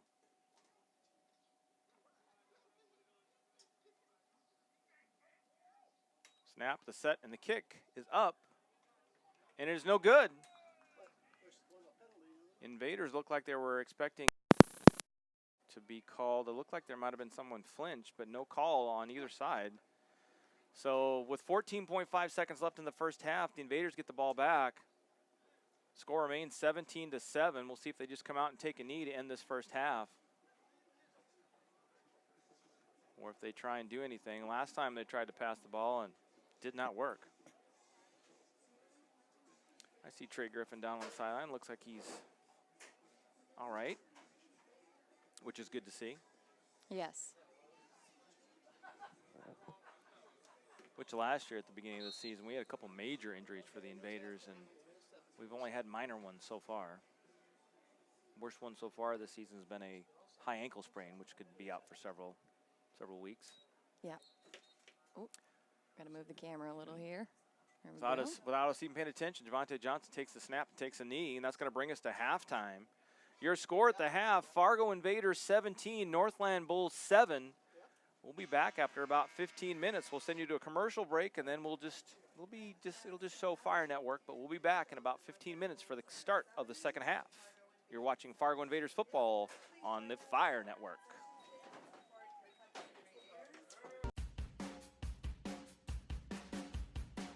Hi, I'm Scott Admiral Big Gun Backstrom from TailgateMaster.com. My best-selling blend is called Tears of Our Rivals, and it's an everything blend because, you know, when you're tailgating and you're at the game, everything tastes better if it's sprinkled with the tears of your rivals. I really enjoy grilling. I really enjoy tailgating. I really enjoy this type of outdoor football. When I found out that the Invaders have this fantastic team playing right in Fargo, it seemed like a really natural fit to me. I'm a huge Minnesota Vikings fan. My wife is NDSU alumni, so I always cheered for the Bison. You know, Vikings, Bison. here's another awesome horned hatted team. At my very first Invaders game, I was there probably 10 minutes, and I suddenly felt like I'm home. Make sure you check out the concession stands. I'm grilling up burgers and hot dogs. I hope if I can bring anything to the Invaders, it's just a little bit of entertainment. If I can help out a little bit, why not? TailgateMaster.com is a proud sponsor of the 2017 Fargo Invaders.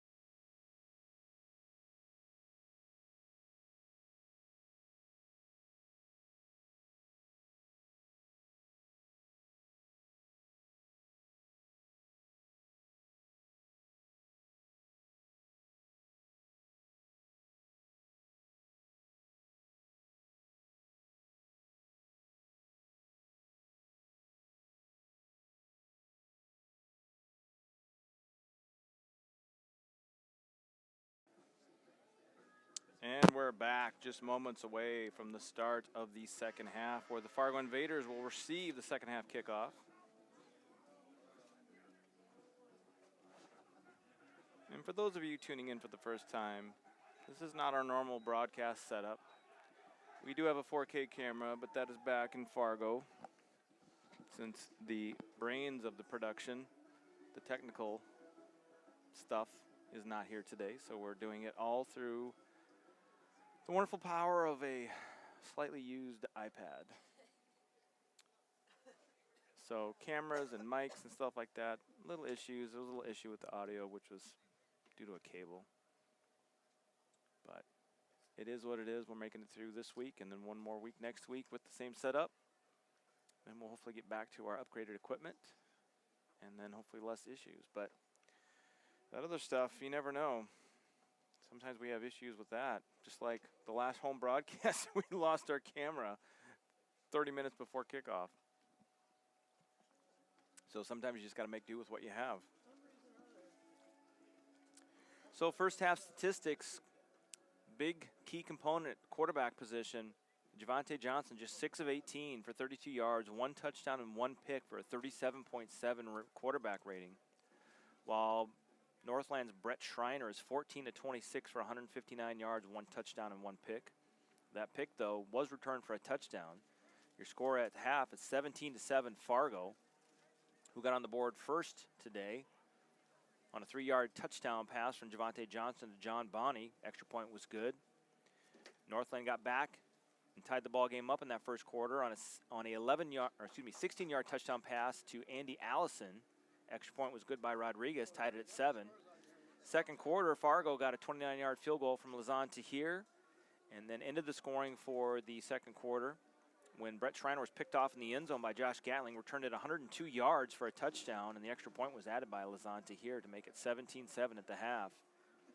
Neither team getting the running game going. Between the two teams, we got minus 8 yards rushing, so it's not a rushing kind of game. And so Rodriguez set to kick this one away to start the second half. End over end kick. Taken by Perkins inside the 10. Tries to follow his blocks out past the 25-yard line. Taken down about the 26, 27-yard line. So that's where the Invaders will start their first possession of the second half. Try to get their offense on track. See what they can come up with to start this second half. Looks like the Invaders have only run the ball 3 times according to the stats, unless my stats aren't up to date.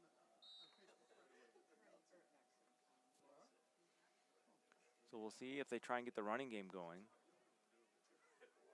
I know that the last time these two teams played was in the playoffs last year. The Invaders rushed for over 250 yards rushing against the Bulls. That game, of course, was up in Fargo. These teams are kind of spread out. The two closest teams in the league this year are St. Paul and Northland, only about a half an hour apart. So Johnson starts his series, trips to the left with Lindgren in the backfield with him. Penalty flag. False start on the offense. That'll back him up 5. Not a good way to start the second half. It's an opening play penalty.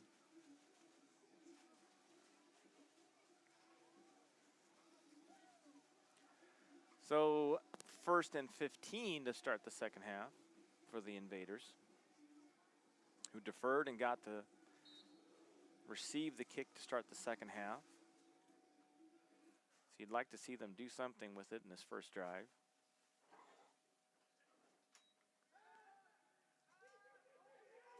Johnson throwing this one deep for Christian. Throws it up for grabs. Christensen has to basically become a defender and knock it down. So Johnson struggling today. Now 6 of 19. Just 32 yards passing today. Seemed like today so far he's tried to force it into a few situations.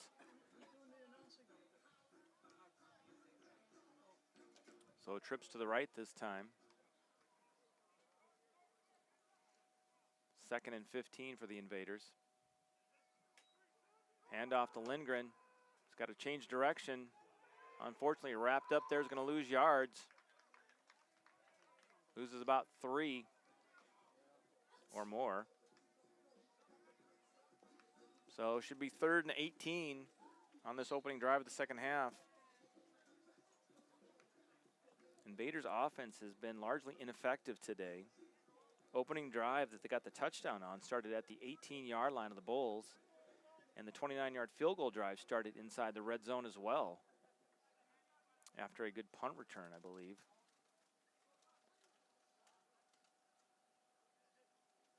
Johnson back to pass. Under pressure, rolls right. Just throws this one away. So that'll bring up 4th down. And that'll bring up the punting unit for the Invaders.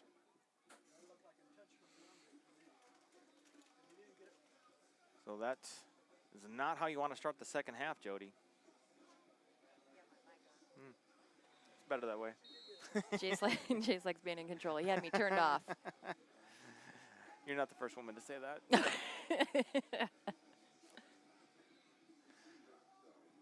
So the Invaders punt team out once again. Tahir standing back at his own 5-yard line.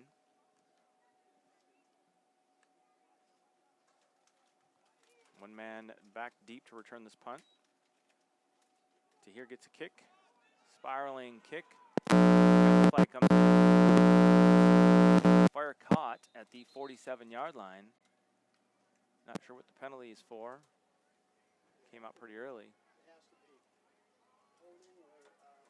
Holding on the return team. So that'll back them up a bit.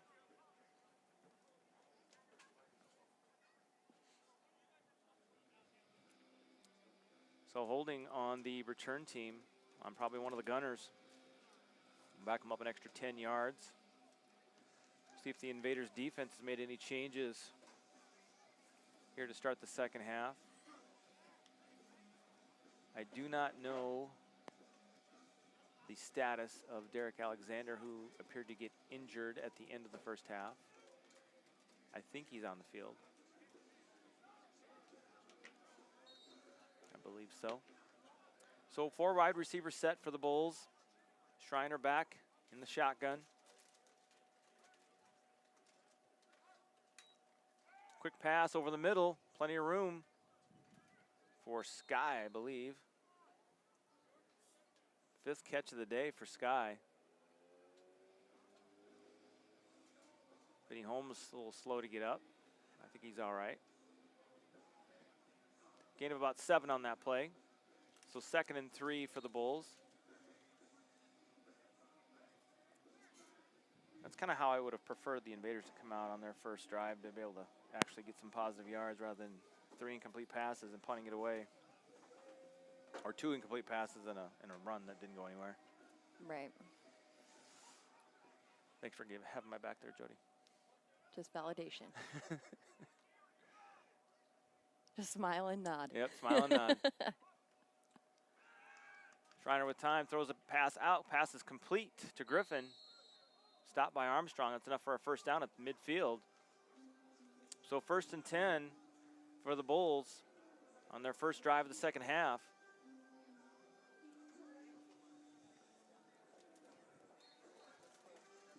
Dare I say, the Invaders look like they're sleepwalking a bit today.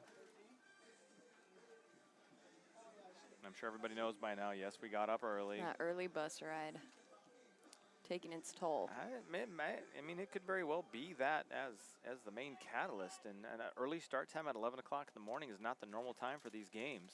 Normally, they're all evening or at least late afternoon games. Right. Trips to the left for Schreiner.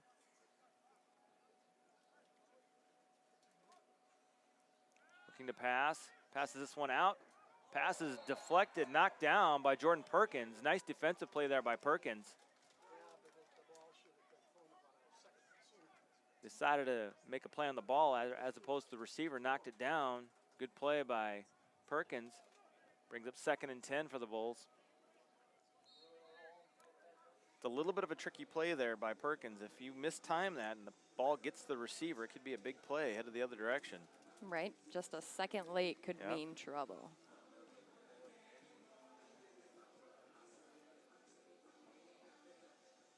So 12:02 on the clock here in the third quarter.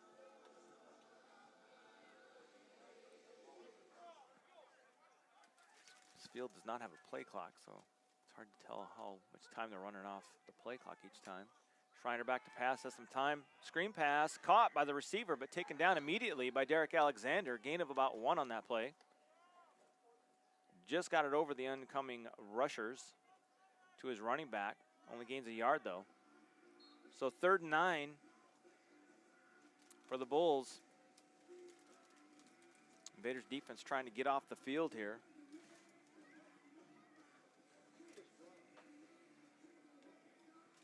As we get going here in the second half. Opening weekend for the NEFL. Your evening game will be down in Sioux City, where the St. Paul Pioneers travel to take on the defending champions, Sioux City Stampede, in their 28-game win streak. St. Paul and Sioux City had a classic NEFL matchup last year that was decided on a 52-yard field goal to win it. Ooh. Schreiner with time, looking out to his left. He's got a man. Caught. Fargo Invaders coaching staff and players saying the player was out of bounds. Unfortunately, the referee does not agree.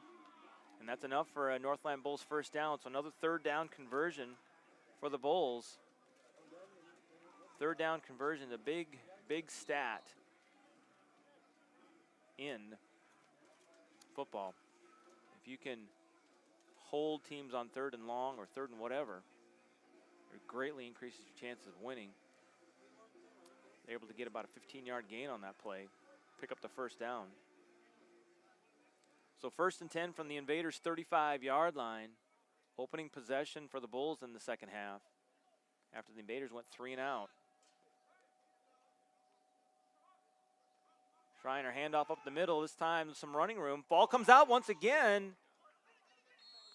but it is recovered by the Bulls.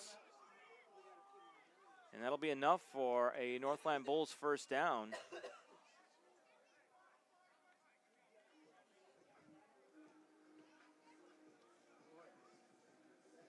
If I can try and find those 3rd down stats. Bulls are 6 of 11 on 3rd down, while the Invaders are 1 of 6. Over 50% for the Bulls, which means the Invaders defense has got to stay out there for much longer than they really want to. So 1st and 10 for the Bulls after recovering their own fumble.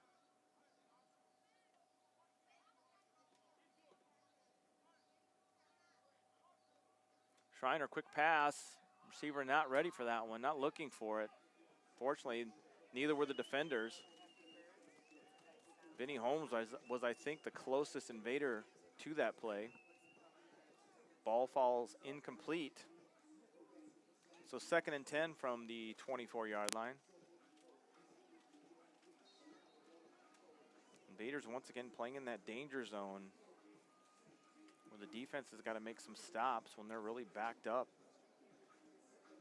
into the red zone. It's playing with fire because a lot of times, you know, you make a big play, you return a pick 6. But other times you give up the touchdown, let the other team get back into it. Schreiner fakes the handoff, looking to throw over the middle, over deep. Pass is caught. Touchdown, Northland to Trey Griffin.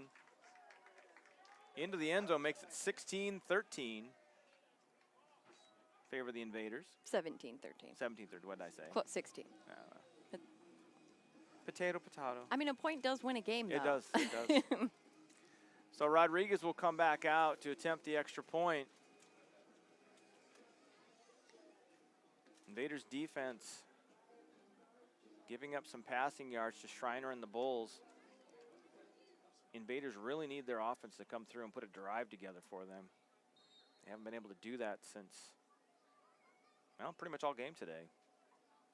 Scoring drives for the offense have been 2 short ones. Snap, the set, and the kick for Rodriguez is good. So your score with 9:07 on the clock here in this second half, opening stages of the third quarter, your score, Fargo 17, Northland 14, here on the Fire Network.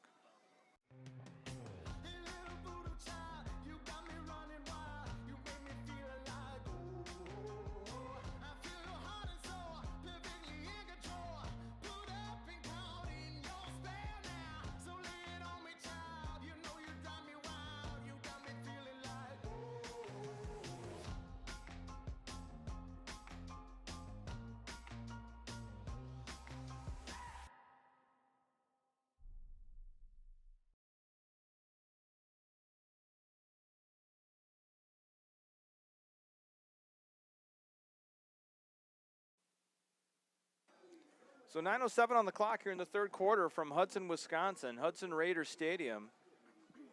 Opening weekend of the NEFL for the Fargo Invaders and the Northland Bulls, a 4-team league this year. Beautiful Hudson, Wisconsin, I might add. Yes. I was corrected as to how to properly say Hudson, Wisconsin. It's beautiful Hudson, Wisconsin. Valid point, though. Yes, It is a exactly. very cool city. So Rodriguez set to kick this one off. Deep this time is Jermaine Armstrong.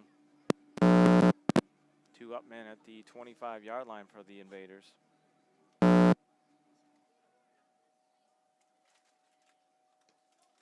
End over end kick. Gonna get past Jermaine Armstrong and roll into the end zone for a touchdown. So the Invaders start first and 10 from the 25-yard line for their second possession of the second half. See if they can put something together. They really need to. They've only gotten 3 first downs today compared to Northland's 13.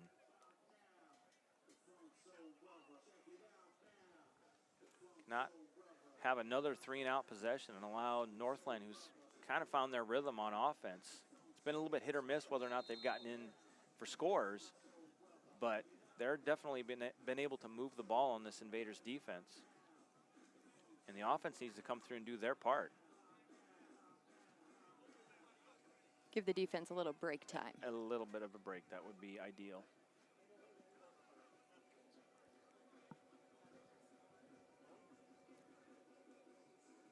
So Javante Johnson comes back out once again. 2 backs in the backfield this time with Brandon Jones and Dustin Lindgren. Bonnie and Christensen out wide left.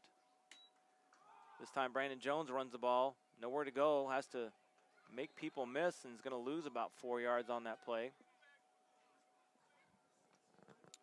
Running game struggling for the Invaders. It's been kind of a common theme so far this season and going back into last season. Sometimes you don't actually have to get a lot of rushing yards, but you got to be able to run the ball once in a while to keep the defenses honest, open up that passing game.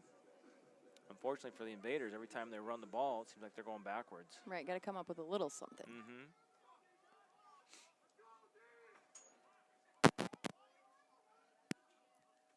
Staying with that same 2-back set for Johnson. Hand off to Lindgren this time, tries to turn the corner, tries to go out wide, taken down in the backfield. Guess he was not down. Got back up, still did not get back to the line of scrimmage. Another loss of a couple yards on that play. Number 50 looks a little shaken up. Yep, looks like a little sprained ankle action there. Nathan Spatz comes hobbling off a little bit. So once again, the Invaders going backwards. 3rd and 15 now for the Invaders after back-to-back running plays that went nowhere. And that gives a chance for Brett Schreiner to start getting that arm loose for their next possession.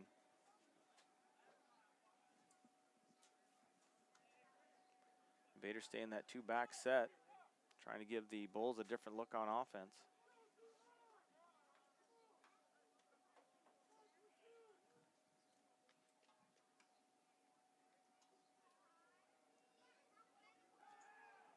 Johnson takes his time, has to hurry up and get rid of it. John Bonney in the middle of 4 Bulls defenders, and Johnson under pressure had to hurry up and get rid of it. They're forced to punt once again. So 7:13 on the clock here in the third quarter. Invaders to open the second half, back-to-back 3-and-outs. Offensive struggles continue again today. Defense is going to have to come up with some stops here if the Invaders are going to try and win this thing. The offense is not on the same page today.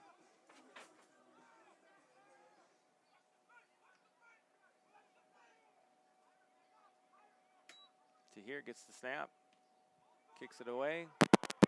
Short kick, takes a good Invaders bounce, still rolling. It's going to be down at the 44-yard line of the Bulls. Possession of the second half. We'll be talking about Otter Tail Mid-Dakota coaches. They've been providing quality motor coach and school bus transportation for over 44 years. They can transport your group across town or across the country. The official transport partner of your Fargo Invaders. FargoChairRentals.com can meet your event needs from tables, chairs, to even a little extra shade. If you're looking for an event, contact Blake Weedman at FargoChairRentals.com and mention hashtag InvaderElite for a discount. So another possession for the Bulls. They've been able to make enough things happen. Scored on offense twice. Only thing that's preventing them from being in the lead right now is that pick six by Josh Gatling. Schreiner rolls to his right, throws a pass out. It's got a man open. That's Griffin once again. Finds a spot in the zone. That's enough for a Bulls first down.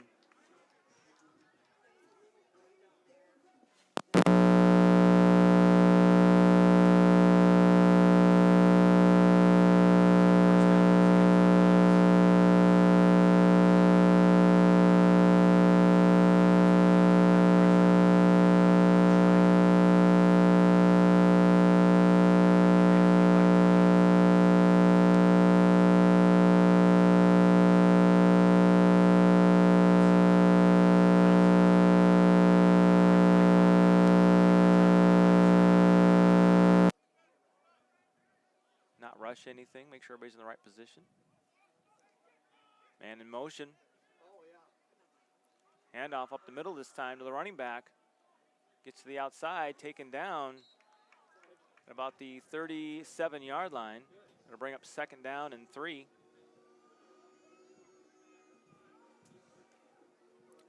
Six minutes on the clock in the third quarter. 17-14 your score.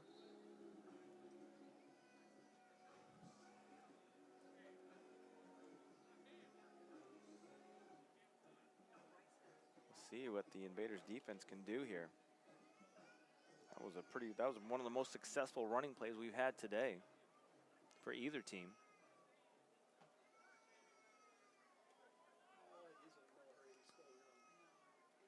Trips to the left this time, man in motion. Brett Schreiner fakes the handoff, throws a pass out. Pass is bobbled but caught. Gains about enough. He gains enough for a first down. Bobbled it, but still came down with it. Another first down for the Bulls.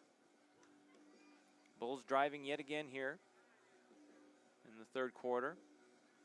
Trailing just by 3.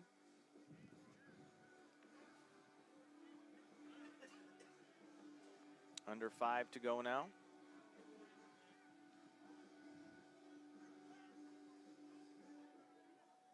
Ooh, a little too far. There we go. Trips to the right this time for Schreiner. Sends a man in motion. Fakes the handoff. Taken down, fumble, ball's loose. Looked like the Bulls got back on top of it, though.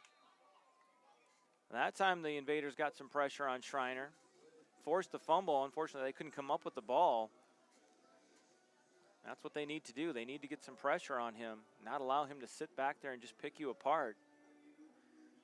First time I ever watched Brett Schreiner play in person in this league. He was able to pick the River City Rough Riders apart in that playoff game for the Eastern Division Final. That backs the Bulls up, loss of about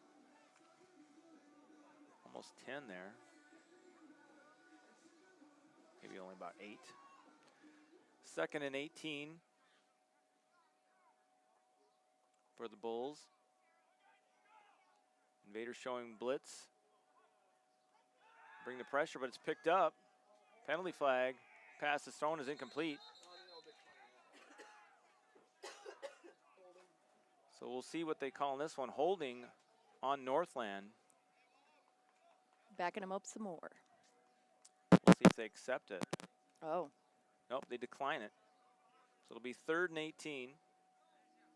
Invaders are happy with the incomplete pass there, forcing a 3rd and long rather than giving them a couple shots at 2nd and 28.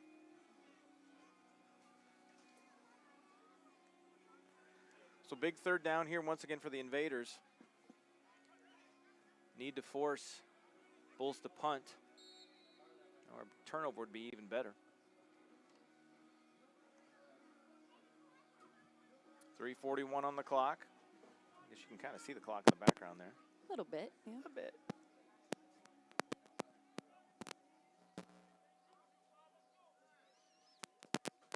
Four wide receivers set, 2 to each side for Schreiner. Here comes a blitz. Schreiner's got to get the pass away. Pass complete to Griffin.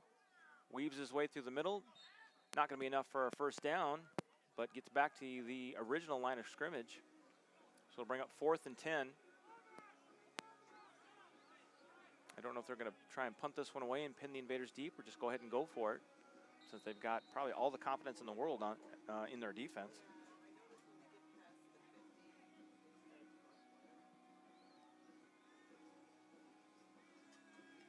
So 4th and 10 for the Bulls.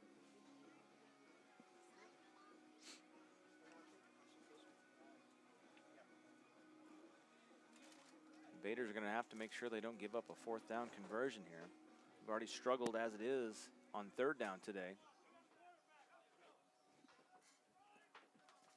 Also potential here for a little kind of pooch kick by the quarterback to try and pin them deep.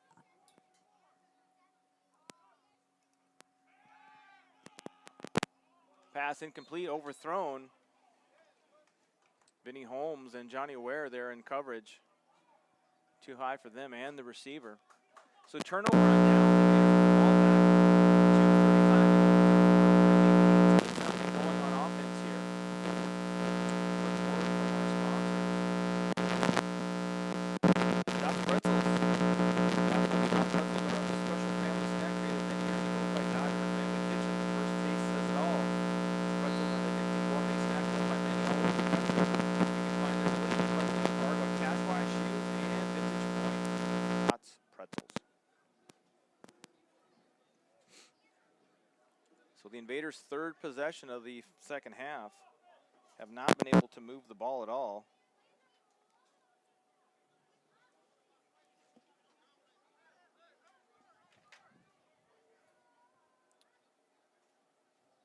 Another 2-back set for the Invaders. Johnson with time. Throws this one out deep. Pass down Bonnie. Got the one hand on it.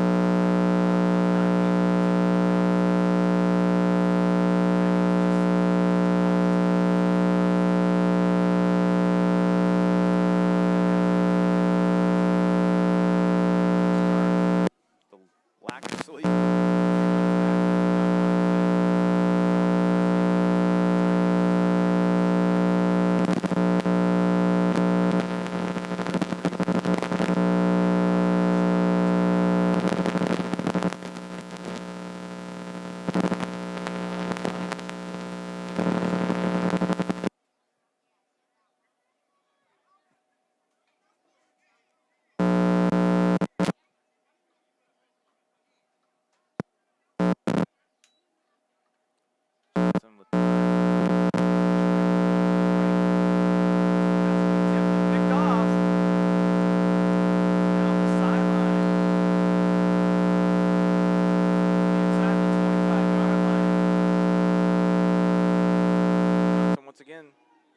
Forcing the issue through the pass. It got tipped up in the air and picked off and returned inside the Invaders' 25-yard line, setting the Bulls up in scoring range already. So 2 3-and-outs and now a turnover. Things go from bad to worse on the Invaders' offensive side of the ball today.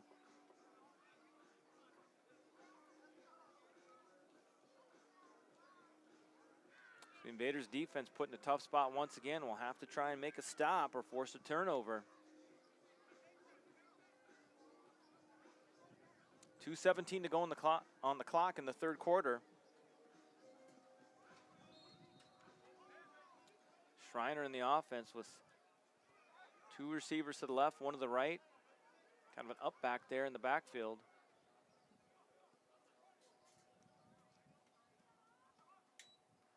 Schreiner fakes the handoff, throws the pass, knocked down by Josh Gatling. Close play there for either Josh to come down with the interception, or if it gets right over his fingertips, that's a touchdown. So 2nd and 10 for the Bulls. Invaders really need to get a stop here. Preserve that 3-point lead.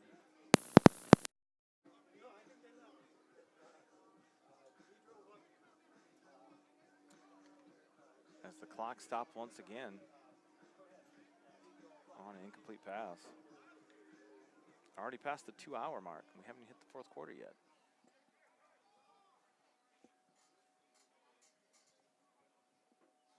Same formation for the Bulls.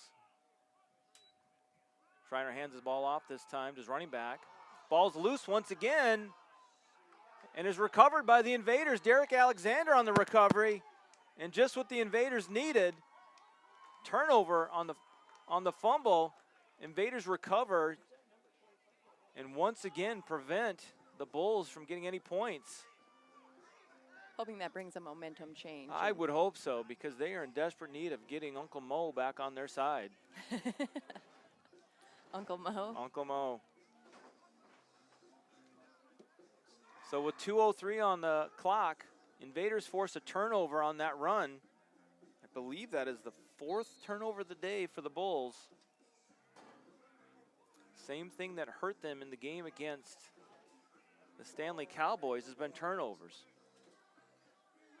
Now the Invaders need to do something about it and take advantage of the turnover. Otherwise, it's just kind of feels like it's delaying the inevitable. Easy for you to say.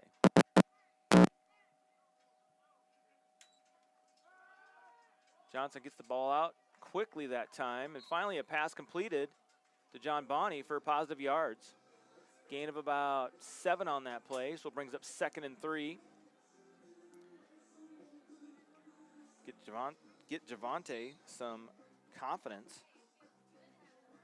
Seems to be a bit shaken today a little bit, or at least under pressure at times. That seems like his first completed pass. And Wow. Trips to the left once again for Johnson. 2nd and about 3 for the Invaders. Johnson switches Lindgren to his right side.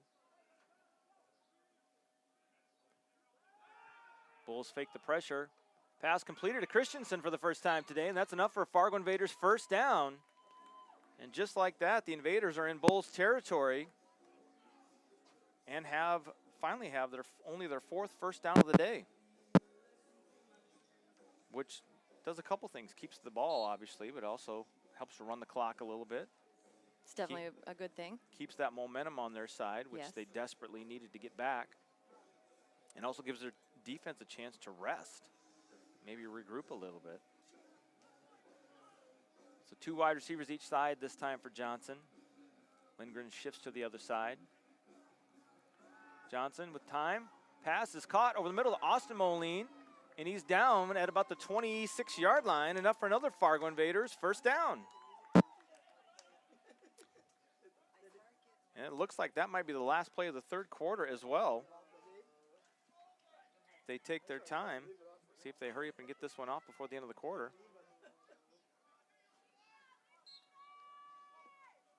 Under 10 seconds to go. And they do get the play off before the end of the quarter. Johnson throws this one deep, intended for John Bonney. Tries to come down with an incomplete. That'll bring up 2nd and 10. Start the 4th quarter score after 3 quarters in beautiful Hudson, Wisconsin.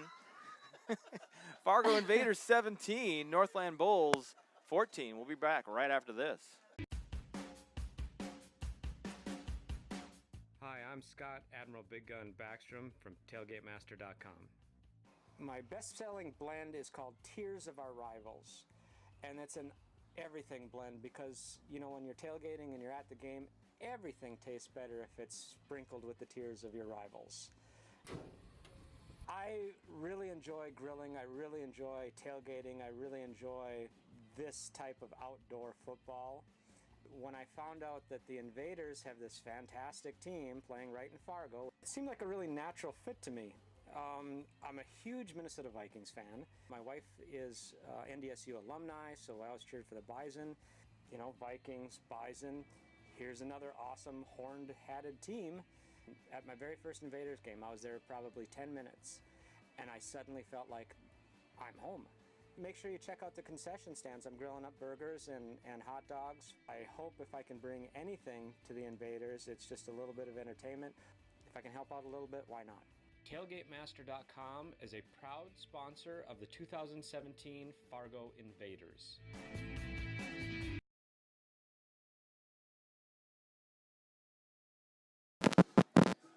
Back for the start. Back for the start of the quarter. Fargo Invaders in scoring territory. Already just outside the red zone at the 26-yard line. Pass incomplete to John Bonney. Catch the Bulls in a situation where you get John Bonney one-on-one with a jump ball. Unfortunately, it did not work. Brings up 2nd and 10 from the 26. Johnson back to pass with time this time. Throws it deep. Pass intended for Brandon Jones just in time. Broken up by number 23. That should be Luke. The other Luke. Godfrey Luke. So 3rd and 10 for the Invaders. At the 26-yard line. 7, 33, 43. That's just at the range. End of the range for Lazant here.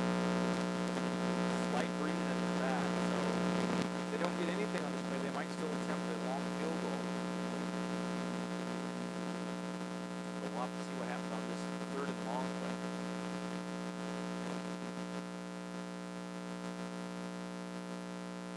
Johnson back to pass. Goes off his back foot once again.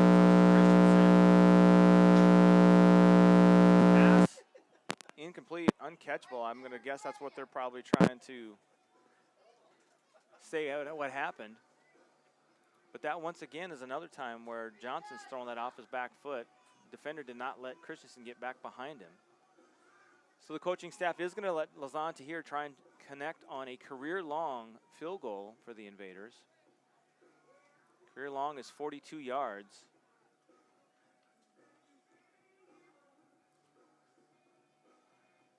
And it looks like where Lazant's picking out a spot to kick from, it looks like it's going to be a 44-yarder.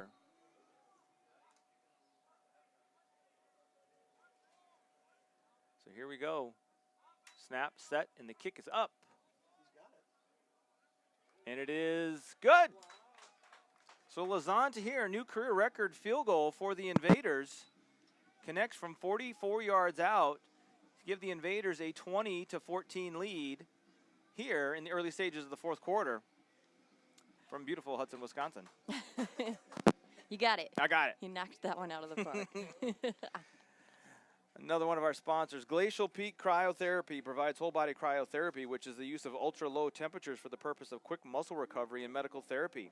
The client is placed in a cryosauna for a short duration of 2 to 3 minutes, which lowers your skin surface temperature significantly and stimulates receptors. If you're looking for improved health and fast recovery, cryotherapy is your answer. That's Glacial Peak Cryotherapy. And who else did we have? Discovery Benefits, award-winning, people-centered. Cornerstone of their business is to provide responsive and flexible administrative services that create value for their clients and their employees. They're a customer-focused organization blending people and technology to provide high-quality customer service and administration. That's Discovery Benefits. So get ready to kick this one off again.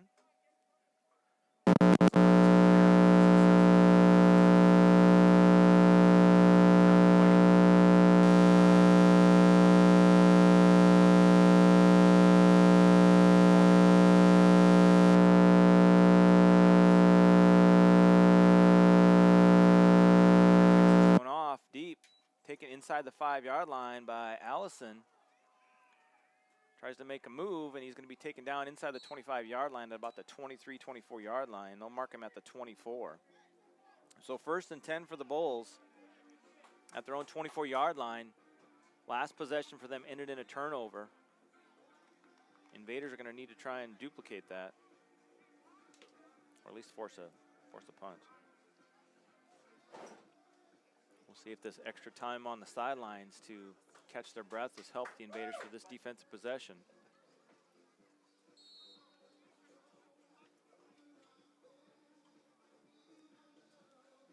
just hear the song and I keep thinking of Will Ferrell, Chris Kattan. Night at the Roxbury. Night at the Roxbury.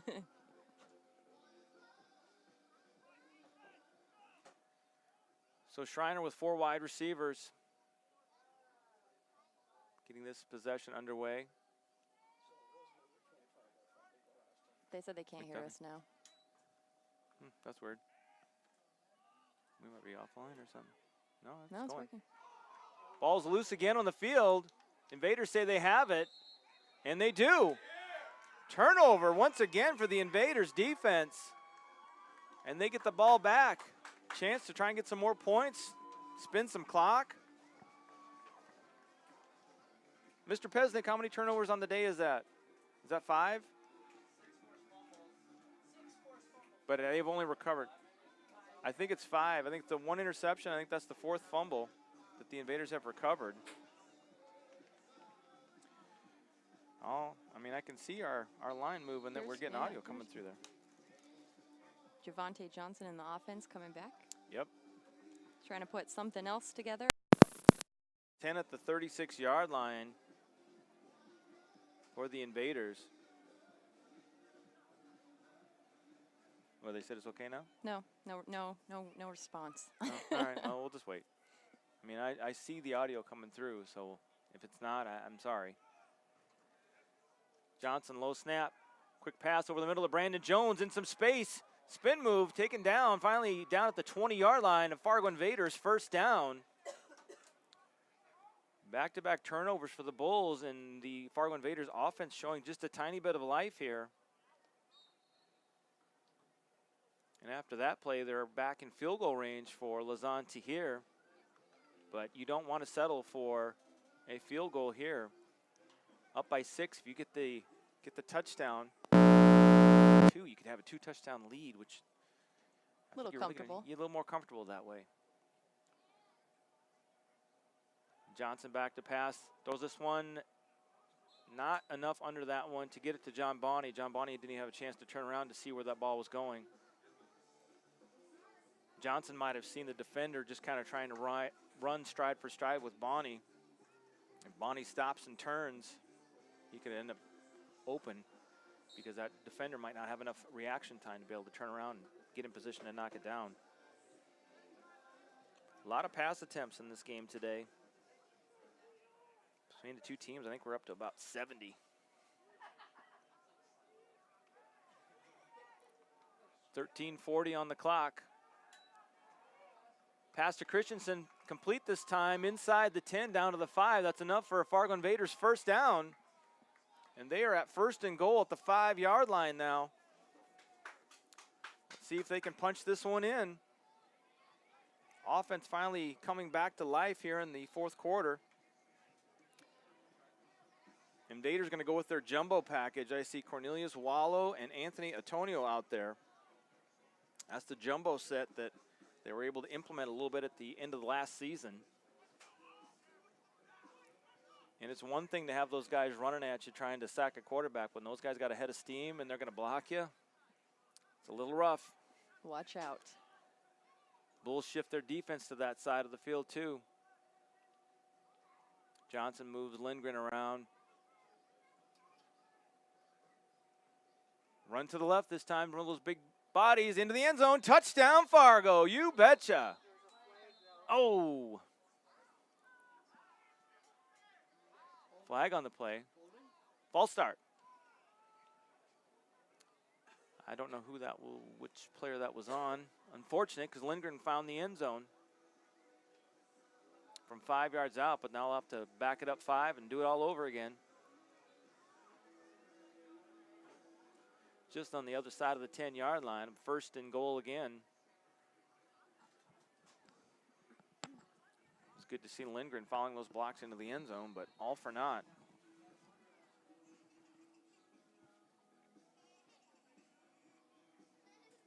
Christensen comes back into the game.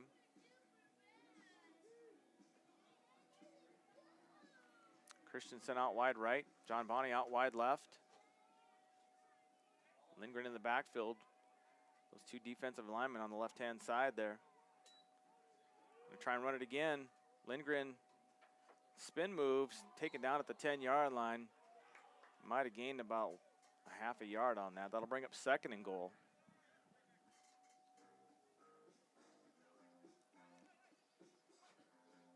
We'll see what the coach dials up for this next play.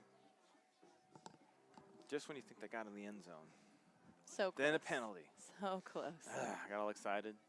You were very excited. I was. I couldn't quite see where the flag was from my angle up I here. know. I didn't see the flag either. So They probably threw it on that yellow line that's for the soccer exactly. field. Yeah.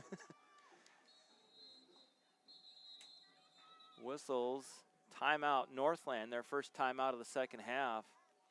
So with 11:57 to go in the fourth quarter, your score 20-14, Fargo leads Northland. And we'll have a couple of commercial breaks. And we'll be back right after that.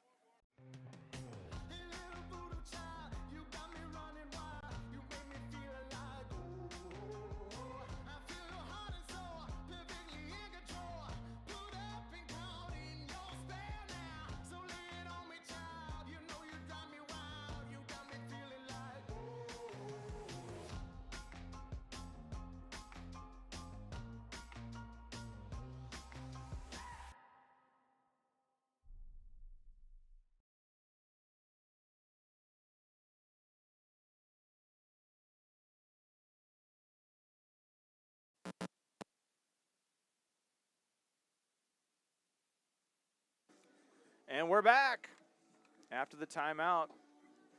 Invaders are ready to go, waiting for the extra Bulls players to get off the field. So 2nd and goal from the 10-yard line for the Invaders. Johnson with one receiver each side.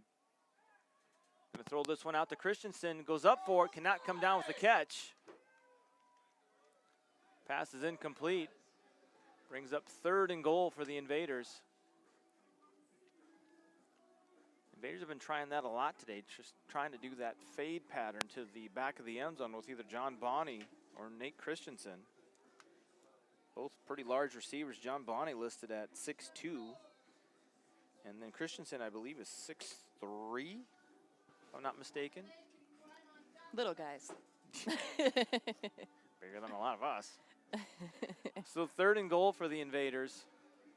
Clock stop with 11:52.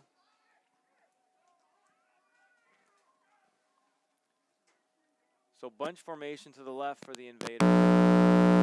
Johnson fakes the handoff, rolls to his right. He's going to throw this one away. Looking for the penalty flag. I saw someone pulling John Bonney's jersey. Unfortunately for the Invaders, they do not get the call. So after having a touchdown run called back for a false start, once again, Lazante here comes out on the field to try and tack on 3 more points for the Invaders. I mean, you could see that one. I saw that one up in the booth here, Jody, that his jersey was being pulled. His shoulder pads are all messed up now, too. I mean, when you can see it up here. Yep. So you know what they say, right? That's yeah, not, no. So this one looks to be about a 27-yard field goal attempt. Low snap. Javante Johnson gets this ball down, kick is up, and it's still good. Lazante here having a good day. Another field goal for Lazan. That makes the score 23-14 in favor of your Fargo Invaders with 11:39 to go in the fourth quarter. We'll have a quick message from our friends at Moorhead Massage and Wellness.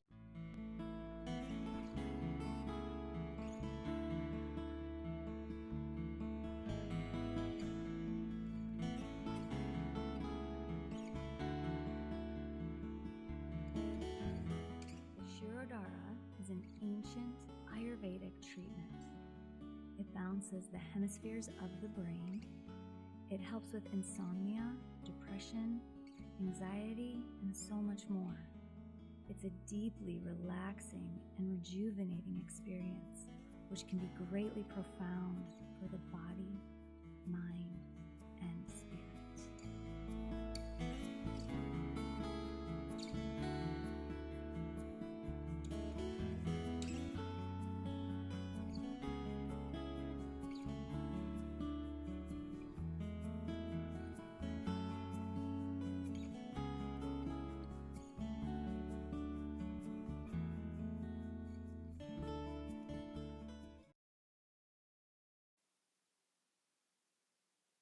And we're back.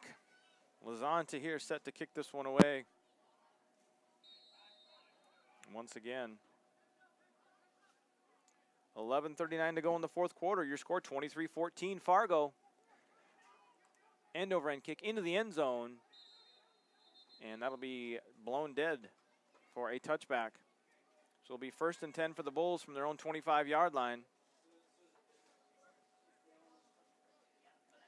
Invaders defense on back-to-back possessions have forced turnovers. Kind of the same thing they did in the first half in that first quarter. Unfortunately, these last 2 turnovers, the Invaders have only been able to get 2 field goals out of it. But 2 field goals is better than nothing. It's true. Usually something is always better than nothing, but in most cases. Most cases. Some penalties are worse than no penalties, so there's that. But that's true, yes. True again. So we'll have to see if the Bulls can hold on to the ball this time. But the Invaders got to try and keep forcing those turnovers so they can get the ball back. If they could get their running game going, they could really kind of spin this clock and get out of here with the win, but it's all been almost all passing for both teams. Schreiner with a man in motion. Handoff to the man in motion up the middle. Gains a couple. My mistake, I guess they're not doing the 25-yard line on touchbacks. We have mainly NFL rules in this league, Jody, but not all of them, obviously. Sometimes. Yes. So it looks like a gain of 3, or no? Yeah, probably 3. About 3. So 2nd and 7 for the Bulls. Clock now is actually the friend of the Invaders if they can keep it running. Schreiner sends that man in motion again. Quick pass over the middle. Oh, a little bit high. And Vinny Holmes was right there. That pass was intended for number 15, Stacy Kalkwarf. Or Kalkwarf, whichever way you say it. Close enough. I hope so. It's probably not. It's probably way off. Probably. Well, I don't see Hillary Luke out there playing today unless I haven't called his name for anything. And if you look at how his name is spelled, I just didn't, honestly, I just mispronounced it. I was calling him Hilare, and I had several people during the broadcast tell me it was like Hillary Clinton, and I didn't realize that because I can't really read comments while I'm trying to do this. Right. Schreiner back to pass, has some time, throws it out, gets it to his intended receiver at the 30, breaks a tackle, and taken down out to the 33-yard line. That's enough for a Northland Bulls first down. When Schreiner gets enough time, he's able to find his guys who kind of find spots in the zone. Are able to complete the pass, get those first downs. Bulls are going to need a couple scores now if they want to pull this one out. Invaders defense needs to come through once again. Trips to the right this time. Man goes in motion. Blitz off the edge. Pressure. Nice play there by Johnny Ware. Receiver is down. I think he landed awkwardly as Johnny was kind of diving in, going for that ball, trying to make a play on the ball. And it looked kind of like, I don't know if he really got twisted up or just kind of got hit on the leg when Johnny was diving. So we'll take a break, and we'll get a word right after this.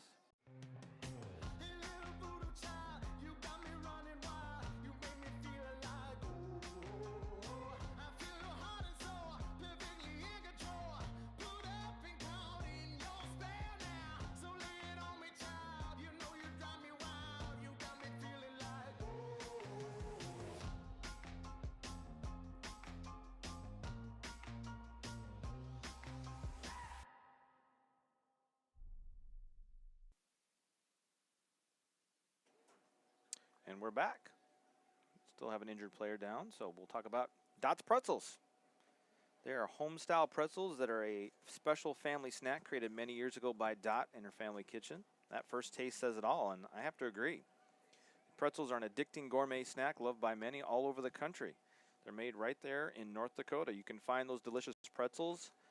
Leg there, I'm hoping it's just a stinger that'll hurt for a little bit and he'll be fine. But Being carried off, though. yeah, he's getting helped out by his teammates.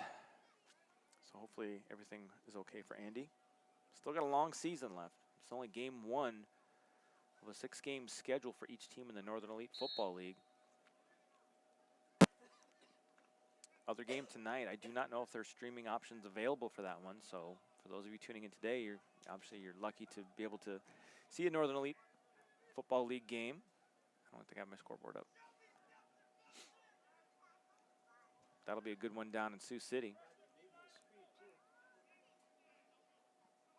Schreiner with time throws the pass out.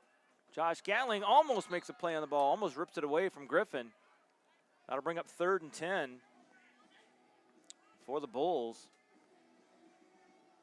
Invader defense holding strong. Yep, I'm still a little nervous. If I didn't already stand up when I do this the entire game, I would be standing up. I'd be a little nervous.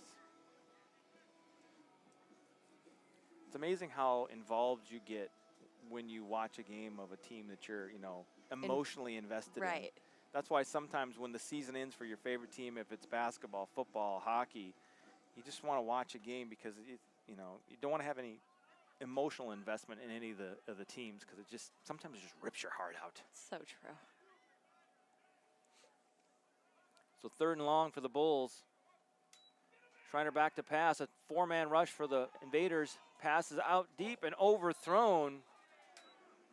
Pass intended for number 44. Brings up 4th down. Yes, ma'am. I don't see 44 listed.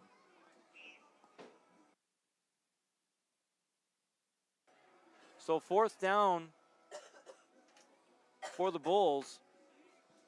It looks as though they're sending out Rodriguez to punt this one away with 9:47 to go in the 4th quarter. Still a lot of time left, and with the Invaders' offense struggling at times, Northland could be content to punt this one away, try and force a 3 and out, and then get the ball back once again. Back deep is Jermaine Armstrong. Invaders probably need to be aware of any potential of a fake punt.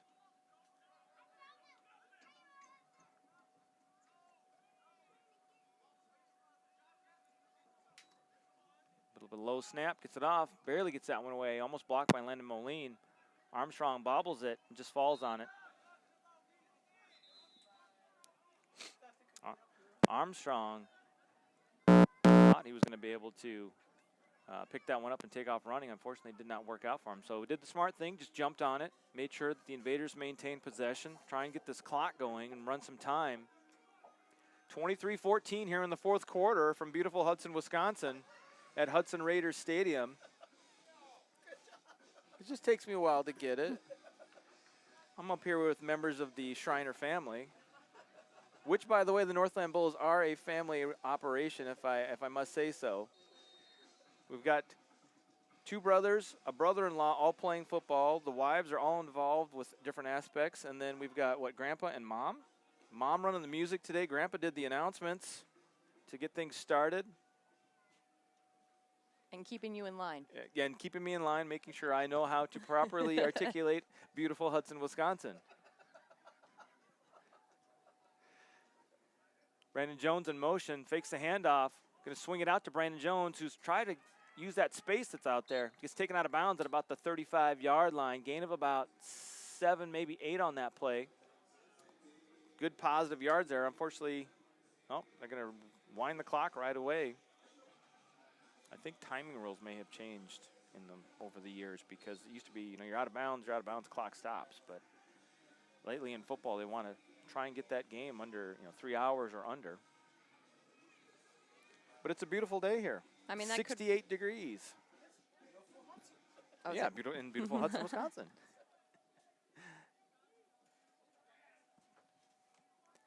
So 2nd and manageable for the Invaders. Hand off to Lindgren.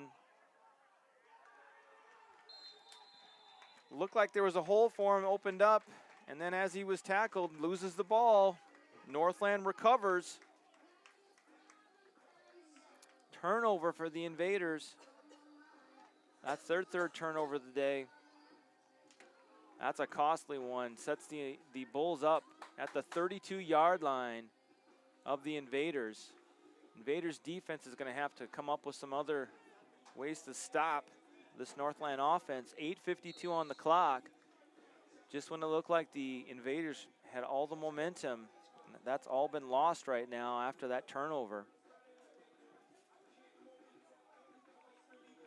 Defense has played pretty well for the Invaders today, generally speaking. Not a real clean game, but forced a number of turnovers today. That's been the really huge bright spot, and the pick six. Schreiner with trips to the left this time. Has time. Pass is incomplete. No pass interference on that one. I will have to say that the refs have not been calling that on either side. Just as the Invaders crew that's up here, you know, doing the broadcast and doing statistics have been complaining about not getting a pass interference called. That time just as equally on the Northland Bulls side complaining about not getting a call there. The referees are obviously letting them play. So the Invaders fans can breathe a sigh of relief there. I also see Andy Allison back up and walking, looking like he's ready to get back into the game for the Bulls. Might have had something retaped. So 2nd and 10 for the Bulls.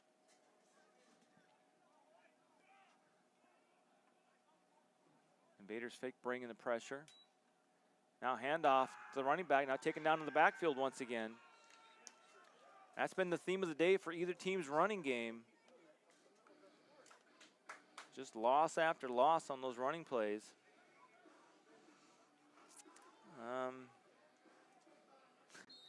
Bulls so far today, I'll have to wait for it to update. The Invaders have 7 carries for minus 10 yards.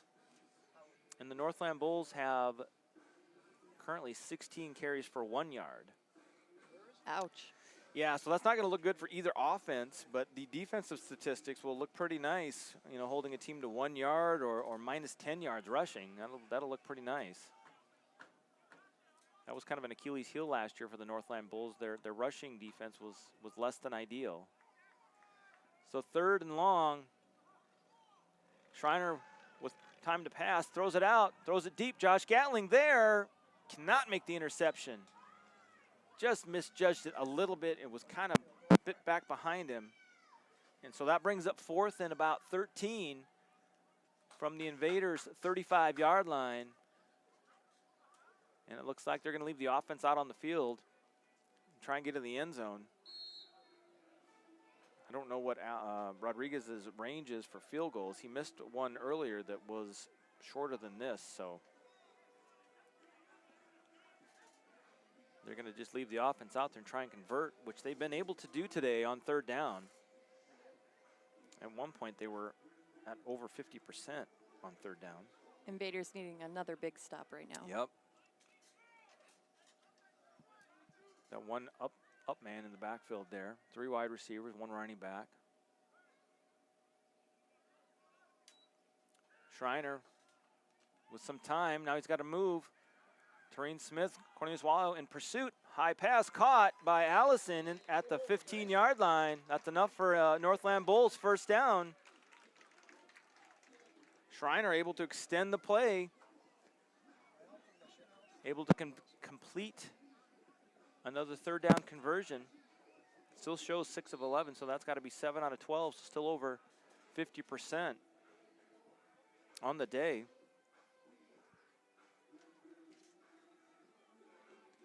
Biggest key today, once again, has been turnovers. If I could find that stat, I'd be really happy. So 1st and 10, once again for the Bulls. Pass is caught inside the 5. That'll be enough for another 1st down, so it'll be 1st and goal for the Bulls with 6:44 and counting in the 4th quarter. Just when the Invaders had them at 4th and long, they complete back-to-back passes, and now they're inside the 5-yard line, threatening to score to make this a one-score game once again.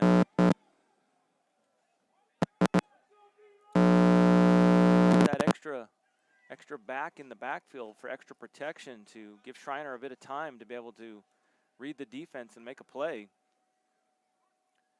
Blitz off the edge, passes out, defender falls down, but pass is thrown too far outside for Allison to make the catch. That'll bring up 2nd and goal for the Bulls.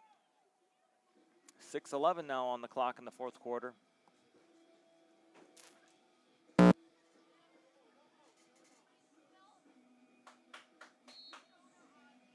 little too much of the old track there, but it is what it is. And yes, we do have a better camera at home. I just don't have the setup or the computer to be able to run it today. So 2nd and goal, I think they're inside the 2. Invaders defense backs against the wall once again.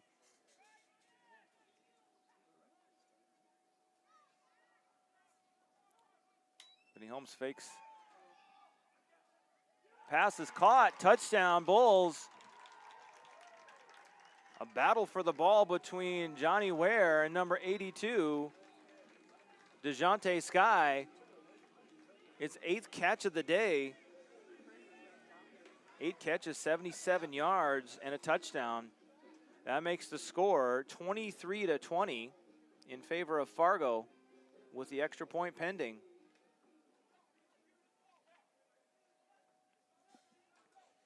So Rodriguez comes out to attempt the extra point.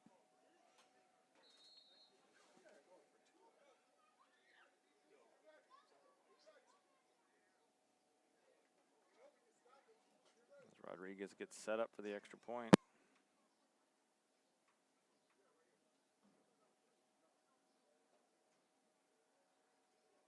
Snap, the set, and the kick. And it's good.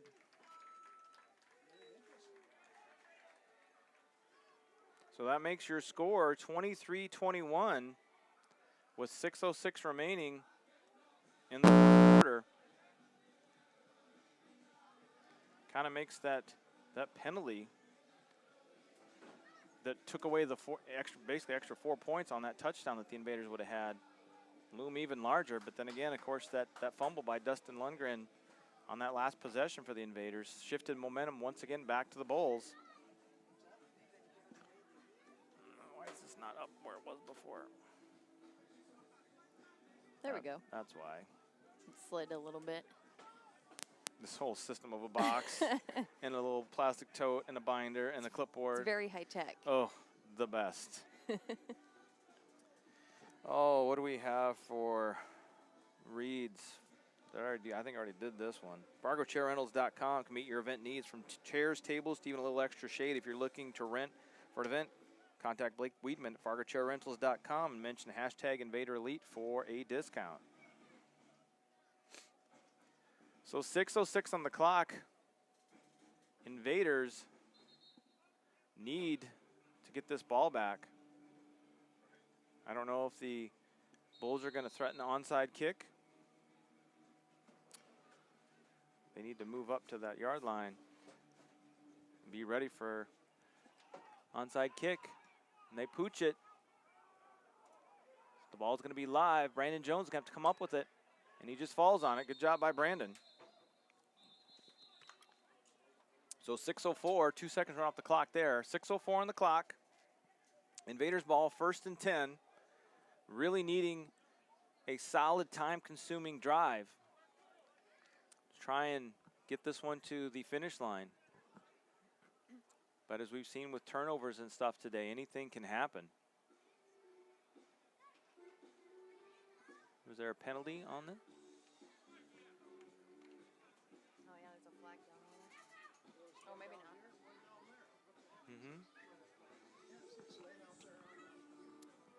Waiting for the referees to let us know what the penalty was.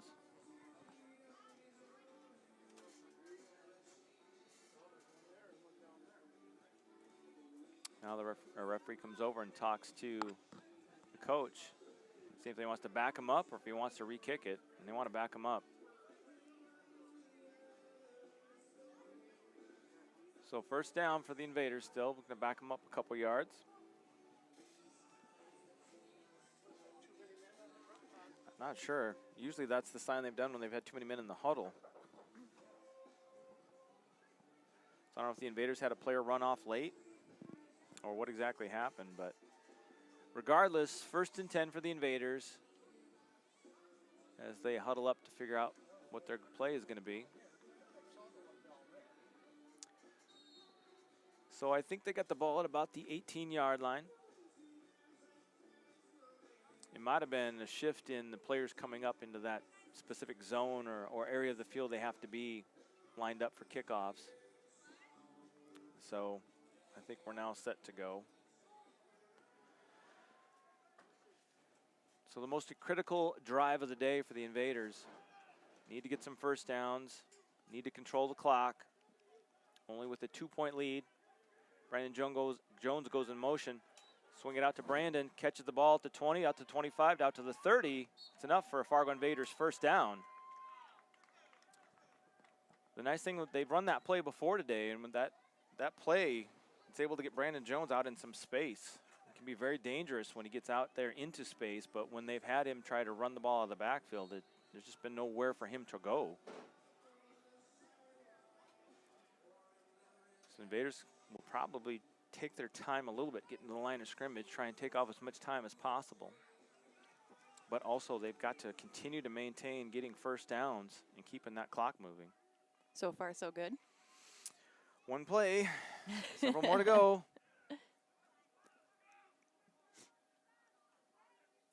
Johnson handoff to Lindgren. Got both hands on the ball this time, gets out to the 40-yard line. Nice run that time by Lindgren. Probably biggest run of the day for the Invaders. Gain about 7, maybe 8 on that play. A couple more of those and they'll actually be out of the negative numbers for rushing yards. The clock's still ticking away. Yep. Under 5 minutes now.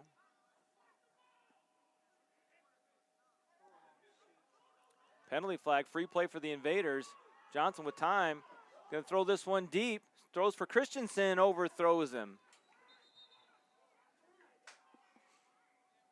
Johnson is quite the arm, and I don't know if Christensen realized that he could just go and keep going. He kind of slowed up, not thinking that Johnson was gonna try and get it out to him. Well, most of the Bulls were standing around waiting. Sometimes if that encroachment happens early enough, they won't even allow the play to get off. But if the center is smart and they see them jump off sides, boom, they'll snap it, and you get a free play. So no matter what happens, you're going to get the ball back with at least an extra 5 yards. So a first down after the penalty for the Invaders. So they're out to their own 45-yard line, 4:34 to go on the clock in the fourth quarter. Handoff to Lindgren. Tries to pick his way through, nowhere to go that time. Loss of a yard. I saw him jump, but no penalty. Must have got back in time, so. I think the center was just a second late on noticing that defender jump into the neutral zone. Now coming up on the 4-minute mark remaining in the fourth quarter. Bulls anxious to get this ball back to try and have one more chance to try and take the lead. Invaders trying to maintain possession and run that clock. Lindgren tries to get to the outside, follows his blocks, turns the corner across the 50-yard line, down to the 49-yard line. That'll make it 3rd and 5, it looks like, where they're spotting it. 3:40 to go in the game. Clock continuing to run for the Invaders.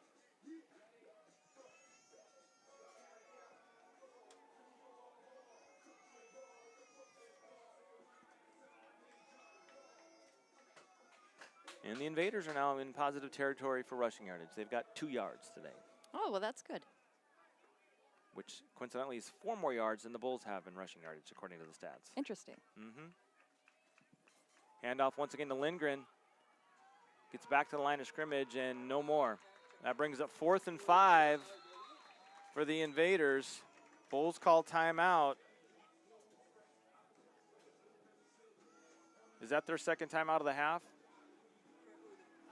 I believe so. Yeah, I believe so. So the Bulls should have 1 timeout remaining and the 2-minute warning. Invaders at midfield, more than likely probably going to punt this one away, unless the coaching staff is really ultra aggressive. But with the way the defense is held up at times and other times has allowed the Bulls to go down the field, you got to think punting the ball and pinning them deep is probably the safest play.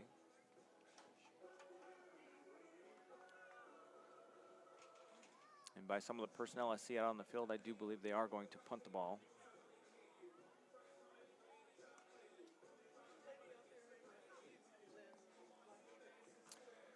Oh my gosh, I suppose. Discovery benefits. Award-winning, people-centered. Cornerstone of their business is to provide responsive and flexible administrative services that create value for their clients and their employees.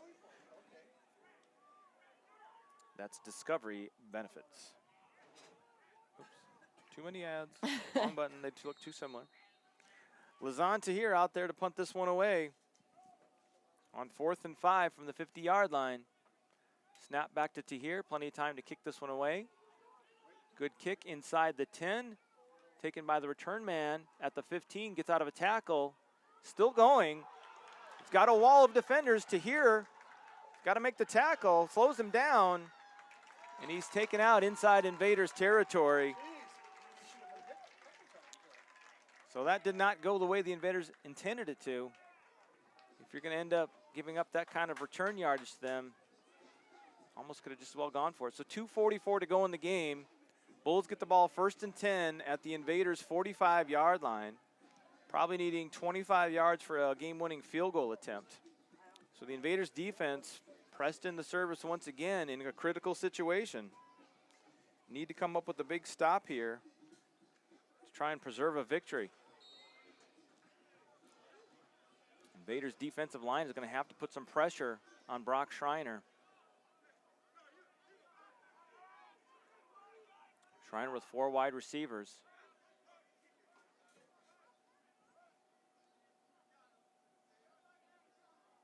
Schreiner taking his time.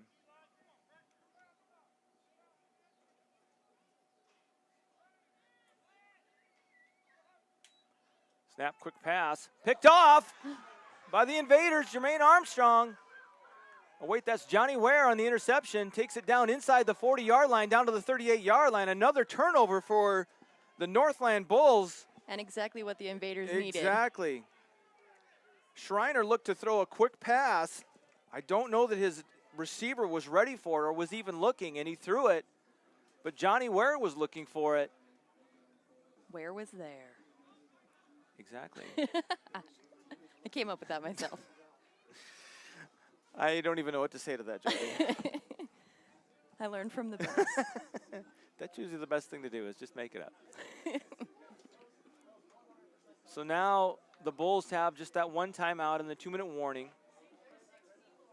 Invaders dodge a huge bullet there after giving up a very good return that had Lazan Tahir not been able to be there to slow him down, he might have still been running for 6. And then the very next play, interception by Johnny Ware. Javante Johnson fakes the handoff, throws it over the middle to John Bonney. Finally gets another pass for him, still running hard. And that should be enough for a Fargo Invaders first down. Was that a one-handed catch? It's, you know, he does it so often, I don't even notice anymore. Another day. Another day, another one-handed reception. John Bonney, the quicker picker-upper. We need a first down, go to John Bonney. And so it looks like the Bulls are calling their final timeout with 2:09 on the clock, so they'll be able to stop the clock one more time at the 2-minute warning, and then that will be about it. Let me get another commercial lined up so now you can fill again, Jody. Okay. You always put me on the spot. You got to be ready all the time. The wind's picking up just a little bit, but not too much. So we'll take a quick commercial break from our friends at Skill Cuts.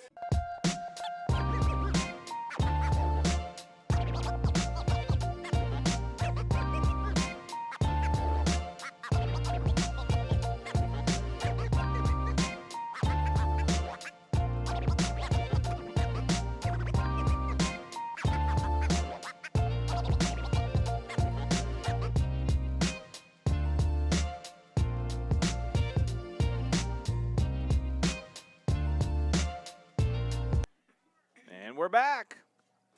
2:09 left in the game, folks.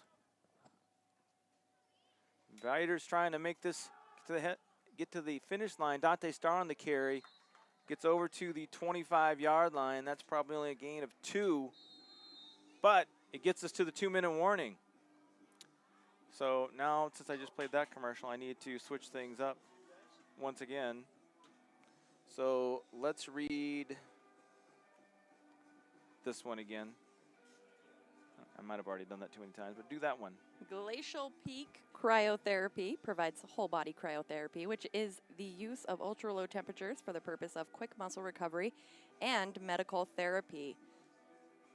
Placed in a cryosauna for a short duration of 2 to 3 minutes, which lowers your skin surface temperature significantly and stimulates receptors.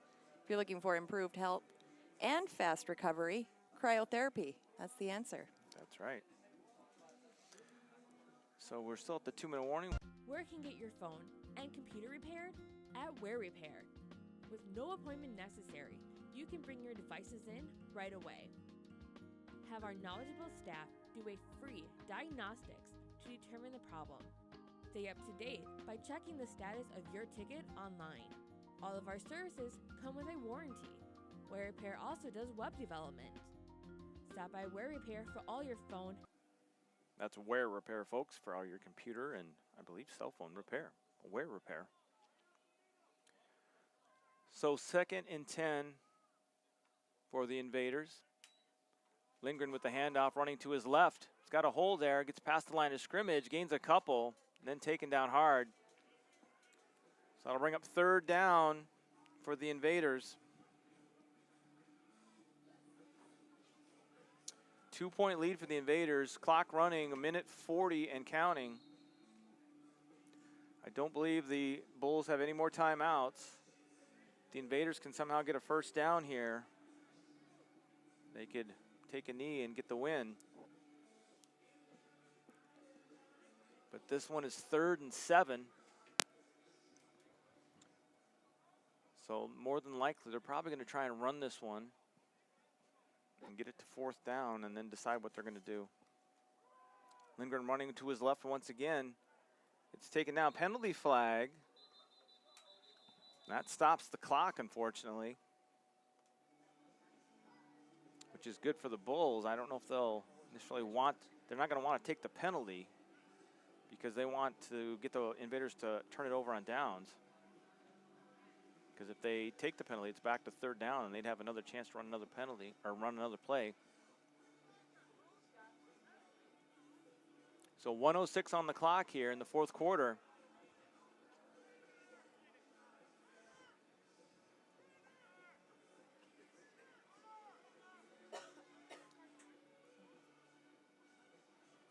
Still deciding what to do? Is that what they're doing? I guess. Oh, it looks like somebody might be hurt. I think someone might be cramping. It looks the way he's laying down. Oh, on the sideline. Okay. Yeah. That's my guess. Yeah. But I don't know. It looks like it's Cornelius Wallow on the sideline. Penalties declined, so that brings up 4th down for the Invaders. 1:06 on the clock. If they convert this 4th down, they can run out the clock and seal the victory. If they don't get it, defense is going to have to come up with a few more plays and not allow the Bulls to get into field goal range. Johnson in the shotgun. Fakes the handoff. Rolls to his right, throws it back over to John Bonney. Caught down the sideline, 10-5, touchdown, Fargo, you betcha. Little nerve-wracking there getting it out to John Bonney, but once he caught it, he was down the sidelines for 6. That makes the score 29-21, and with an extra point, Invaders could seal this game. Are you able to breathe a little sigh of relief yet? A little bit. They need the extra point first before you can kind of put the chickens in the coop or whatever that phrase is. So Lazan Tahir, who's had a impressive day kicking field goals, out there for what would be the game-clinching field goal unless there's some crazy stuff happening. But snap is low. It's Squibb. Tahir's going to have to make something happen. Throws the ball. Pass intended for Derek Alexander. It's incomplete. Not the best time to have a bad snap. And that means it is still an 8-point game. So if the Bulls can get this ball into the end zone, they could go for 2 and try and tie this up and force overtime. So it's not over till it's over. And I don't hear any singing yet, so. Still going. Nope. Trying to get that fat lady to go warm up, but she's not having it. Doesn't want to do it. Not going to do it. Not today. So 58 seconds on the clock. 29-21 is your score. Fargo leads in kind of a, it's the season opener for both teams in the league. And on both sides of the ball, it's been sloppy at times for both teams. Northland with too many turnovers today. Invaders with some unable to get a pass rush on Brett Schreiner, and an untimely fumble by Lindgren that led to a Bulls touchdown. But Right. still through all of that, they still lead 29-21 after that touchdown pass from Johnson to John Bonney. Super Bon in effect on that play. I believe that is his second touchdown today? Yes, it is. So here we go, 58 seconds on the clock. Tahir set to kick this one deep. Invaders special teams need to be sound and make the tackle. So here goes Tahir. Over the upman, ball rolling, still on the ground, loose. Picked up by the return man.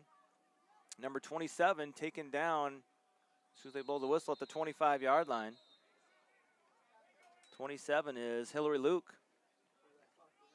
I thought he was 21. That's why I didn't see him out there all day. I didn't have a chance. I didn't have a chance to butcher his name today, so. Oh. At least you got it right that time. Exactly. Hillary, and his nickname for me is Hilare. Sounds like Volare, which is what, a Dean Martin song or Frank Sinatra? Good question. It's a little before I was born. Oh my God. You can still listen. You can still listen to the classics. Okay. 47.7 seconds to go in the game. 29-21 Fargo over Northland. No timeouts left for the Bulls. Invaders need one more stop. Schreiner with time. He's going to throw it deep. Pass intended. Almost picked up by Josh Gatlin.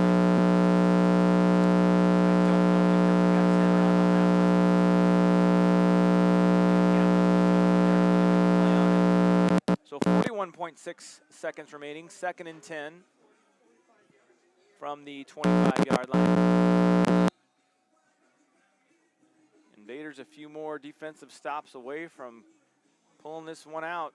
Tough one today on the road against the Bulls.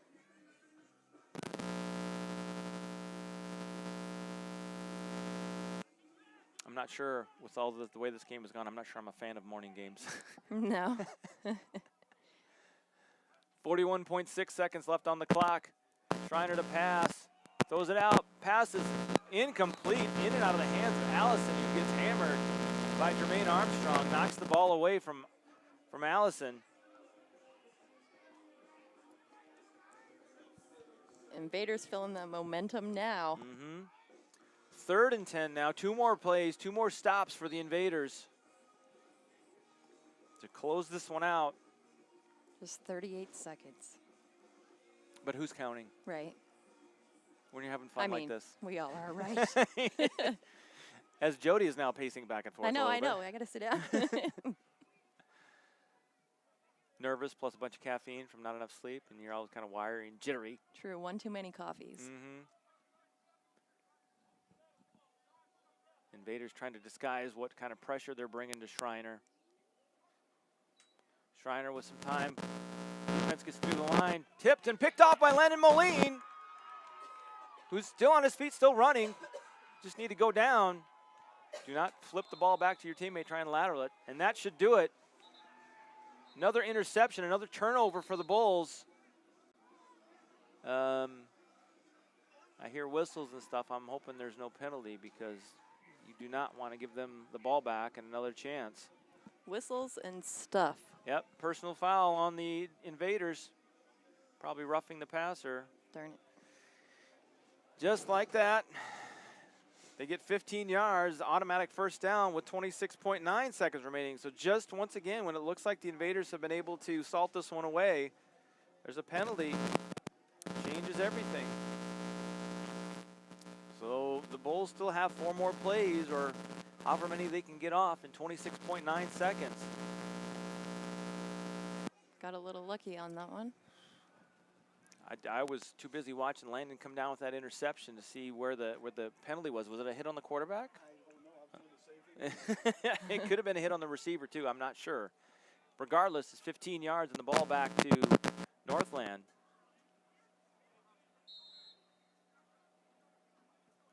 Schreiner with trips to the right. Man in motion. Schreiner, pass off quickly. Out of bounds. And 49-yard line of the Invaders. Enough for a first down. 22.7 seconds on the clock. Invaders just playing with fire all day today. Just living on the edge.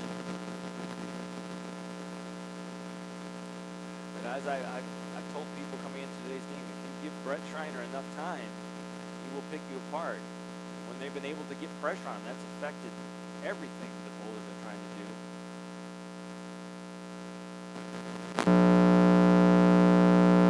Wide receivers. Schreiner taking his time, looking over the defense.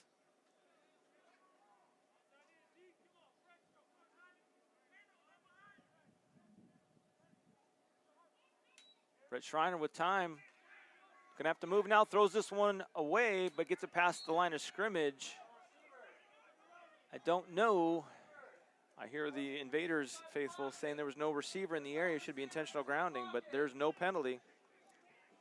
Looked like he was still in the pocket, but once again, the referee's letting the players play. 18 seconds on the clock, second down and 10. I think a lot of true football fans have been kind of questioning these refs on pass interference, no calls. No calls. Maybe yeah. some. I think there was one. If I'm not mistaken, there was kind of a questionable pass by the Invaders that didn't get a intentional grounding. So, yeah. So it's been quite the game. 18 seconds on the clock, second and 10. Schreiner got the extra blocker in there for him. Throwing this one deep. He's overthrown him. In and out of the hands of Griffin. Much closer than I was expecting there. I thought that pass was over his head, and Josh was going to be able to be the only one to make a play on it, but Griffin was right there. So third and 10. 11.9 seconds left on the clock. The biggest thing is not to let them into the end zone.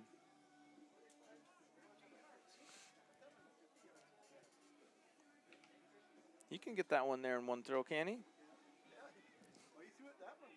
Yeah. So the Bulls need to give Schreiner enough time to get the pass off and let his receivers get deep. We'll see if they want to try anything like a hook and ladder. Schreiner going to load this one up, throws this one. Only one there close to that one was Josh Gatling. 6.5 seconds remaining on the clock. 4th and 10. And this should be the last play of the game, unless they can get a quick first down. Bulls need at least 10 yards and do it in under 6.5 seconds. They have one more chance to throw it towards the end zone, but I'm thinking they're going to just try and heave this one deep. The good point is, Jody, is that if they were to get in the end zone, they'd still have to convert that 2-point conversion. The 2-point conversion, yep. But we'd like to avoid that altogether, I right? would like to avoid that. We could have avoided all of that had we just made the last extra point, but snaps on extra points and punts are always, like I said, Crucial. they're always so dicey when it comes to semi-pro football. Mm-hmm. So here we go, 6.5 seconds, snap to Schreiner. He's got some time, under some pressure. There's Anthony Antonio after him. Breaks a tackle, still going past the line of scrimmage. That's the end of the game. They got to make a tackle on him. And there it is. Brought down. Tackle by Derek Alexander brings Brett Schreiner down after the longest run of the day for the Bulls. And your final score here from beautiful Hudson, Wisconsin, Fargo Invaders 29, Northland Bulls 21. We'll be back right after this commercial from our lead sponsor to go over the final stats. Once again, your final 29-21 Fargo over Northland.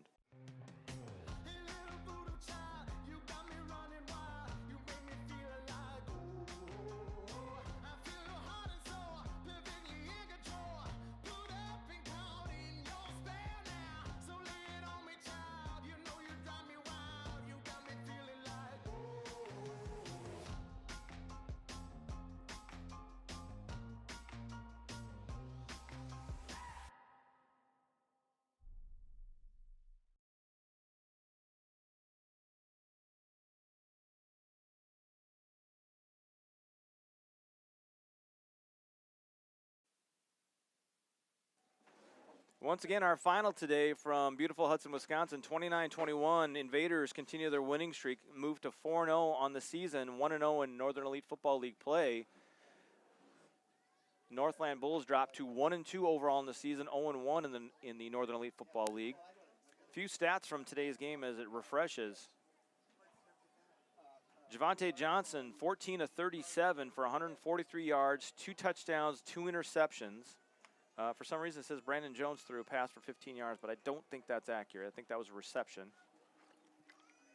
Northland, Brett Schreiner, 28 of 58 attempts, 303 yards, 3 touchdowns, 2 interceptions, a 67.0 rating. Rushing game for both teams, pretty much ineffective. The leading rusher today was Brett Schreiner, 4 carries for 15 yards, most of that on that last play of the game. For the Invaders, leading rusher ends up being Dustin Lindgren, 12 carries for 7 yards for a whopping 0.6 yards per carry average. That is less than ideal, to say the least. Receiving leaders throughout today. Nathan Christensen had 2 for 28. Brandon Jones, 5 for 42. Austin Moline had a catch for 17 yards. And John Bonney, the leading receiver for the Invaders once again, 7 receptions for 71 yards and 2 touchdowns. It looked like today that the Invaders were really missing Constant Jackson and their speed deep threat to really kind of open things up down the field. Northland had a number of receivers. The leading receiver today was Travis Griffin, 11 receptions for 139 yards and a touchdown. DeJounte Sky had 8 catches for 76 yards and a touchdown. And Andy Allison, even though he got banged up during the game, had 4 receptions for 57 yards and a touchdown. Turnovers today were the key. It looks like, if I can move to the next page, my internet's slow, folks. Turnovers was the big thing. They had a number of fumbles. I think there was at least 4 fumbles and 2 interceptions. One of those interceptions was returned 102 yards by Josh Gatling. I want to say that's possibly a league record or maybe a Fargo Invaders record. Matt Pesnick, can you tell me if that was a record for the Invaders or the league? I don't know league, but I'm pretty certain. Yep, so it's a 102-yard interception return for touchdown is a new Fargo Invaders record. I also know that the field goal today by Lazon Tahir of 44 yards, unofficially by my calculations, is a new Fargo Invaders record, beating his previous record by 2 yards. Jody, a tight game, a crazy game back and forth, a lot of momentum changes. Yeah. I know you were on the edge of your seat because you're not sitting on it anymore. No, I'm still standing. That's how nervous I was all game.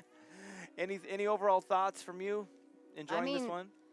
Great, the records that were made today, that's awesome. For the Lazon Tahir, great kick. Yep. running that all the way back, Gatlin. That's great too.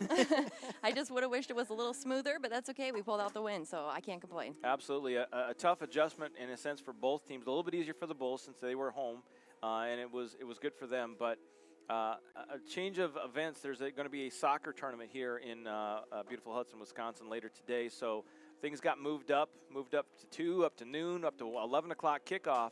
And the good thing about both of these organizations is that they made things happen. I know last year in the playoffs, things got kind of switched around. And Northland on the last minute, like 2 days before the playoff game, they got switched from going to St. Paul to coming to Fargo. So I have had nothing but good experiences when I've come to cover the to cover the Northland Bulls. I've done it a couple times in the playoffs.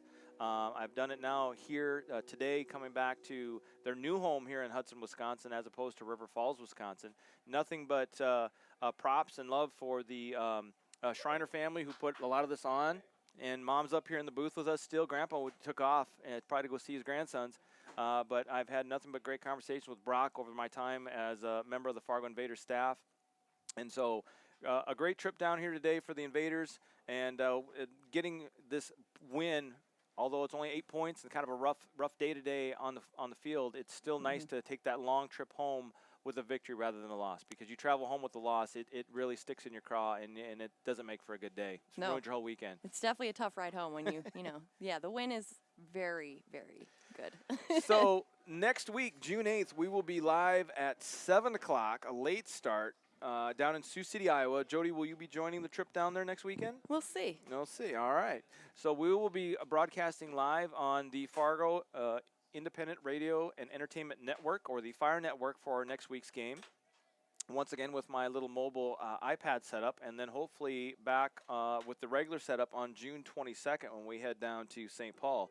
So all things considered, we didn't have the supposed stream drop at all today. I don't know what changed on the operating system, but it didn't actually crash today, so that was positive. That was good. Making positive movements. Even though the sound might have not been the best, at least we were there the whole time. Exactly. There's always something that happens with the broadcast when it comes to semi-pro football. We're not professionals. We're amateurs. We do this for fun, so we use the equipment we have. We make things do, and we just go out and have a good time, just like the guys on the football field did today. Look like no major injuries on either team today. That's another positive sign. Everybody can go home and get back to work in their normal 9-to-5 job on Monday, which is always a great thing. And you have anything else? That's all. Join Jody from 9 to 2. Froggy 99.9. Exactly, and if they could throw us a sponsorship, that'd be really nice. Oh, I'm just you saying. get me in trouble every time. But we want to thank our sponsors, as always, through our commercials. Our main sponsors, obviously, Health Source, obviously, and Moorhead Massage and Wellness. In a couple weeks, we'll be able to get Mr. Matthew Franco back, which will be great for all of us since he's the tech wizard and knows more of the stuff than I do. But for Jody Woods, Matt Pesnick, Ricky on stats, Michael Guyton on camera for the team, we will see you next week live from Sioux City, Iowa, as the undefeated Fargo Invaders take on the Sioux City Stampede in Northern Elite Football League action on the Fire Network. We'll see you next time. Yeah, you betcha. Bye.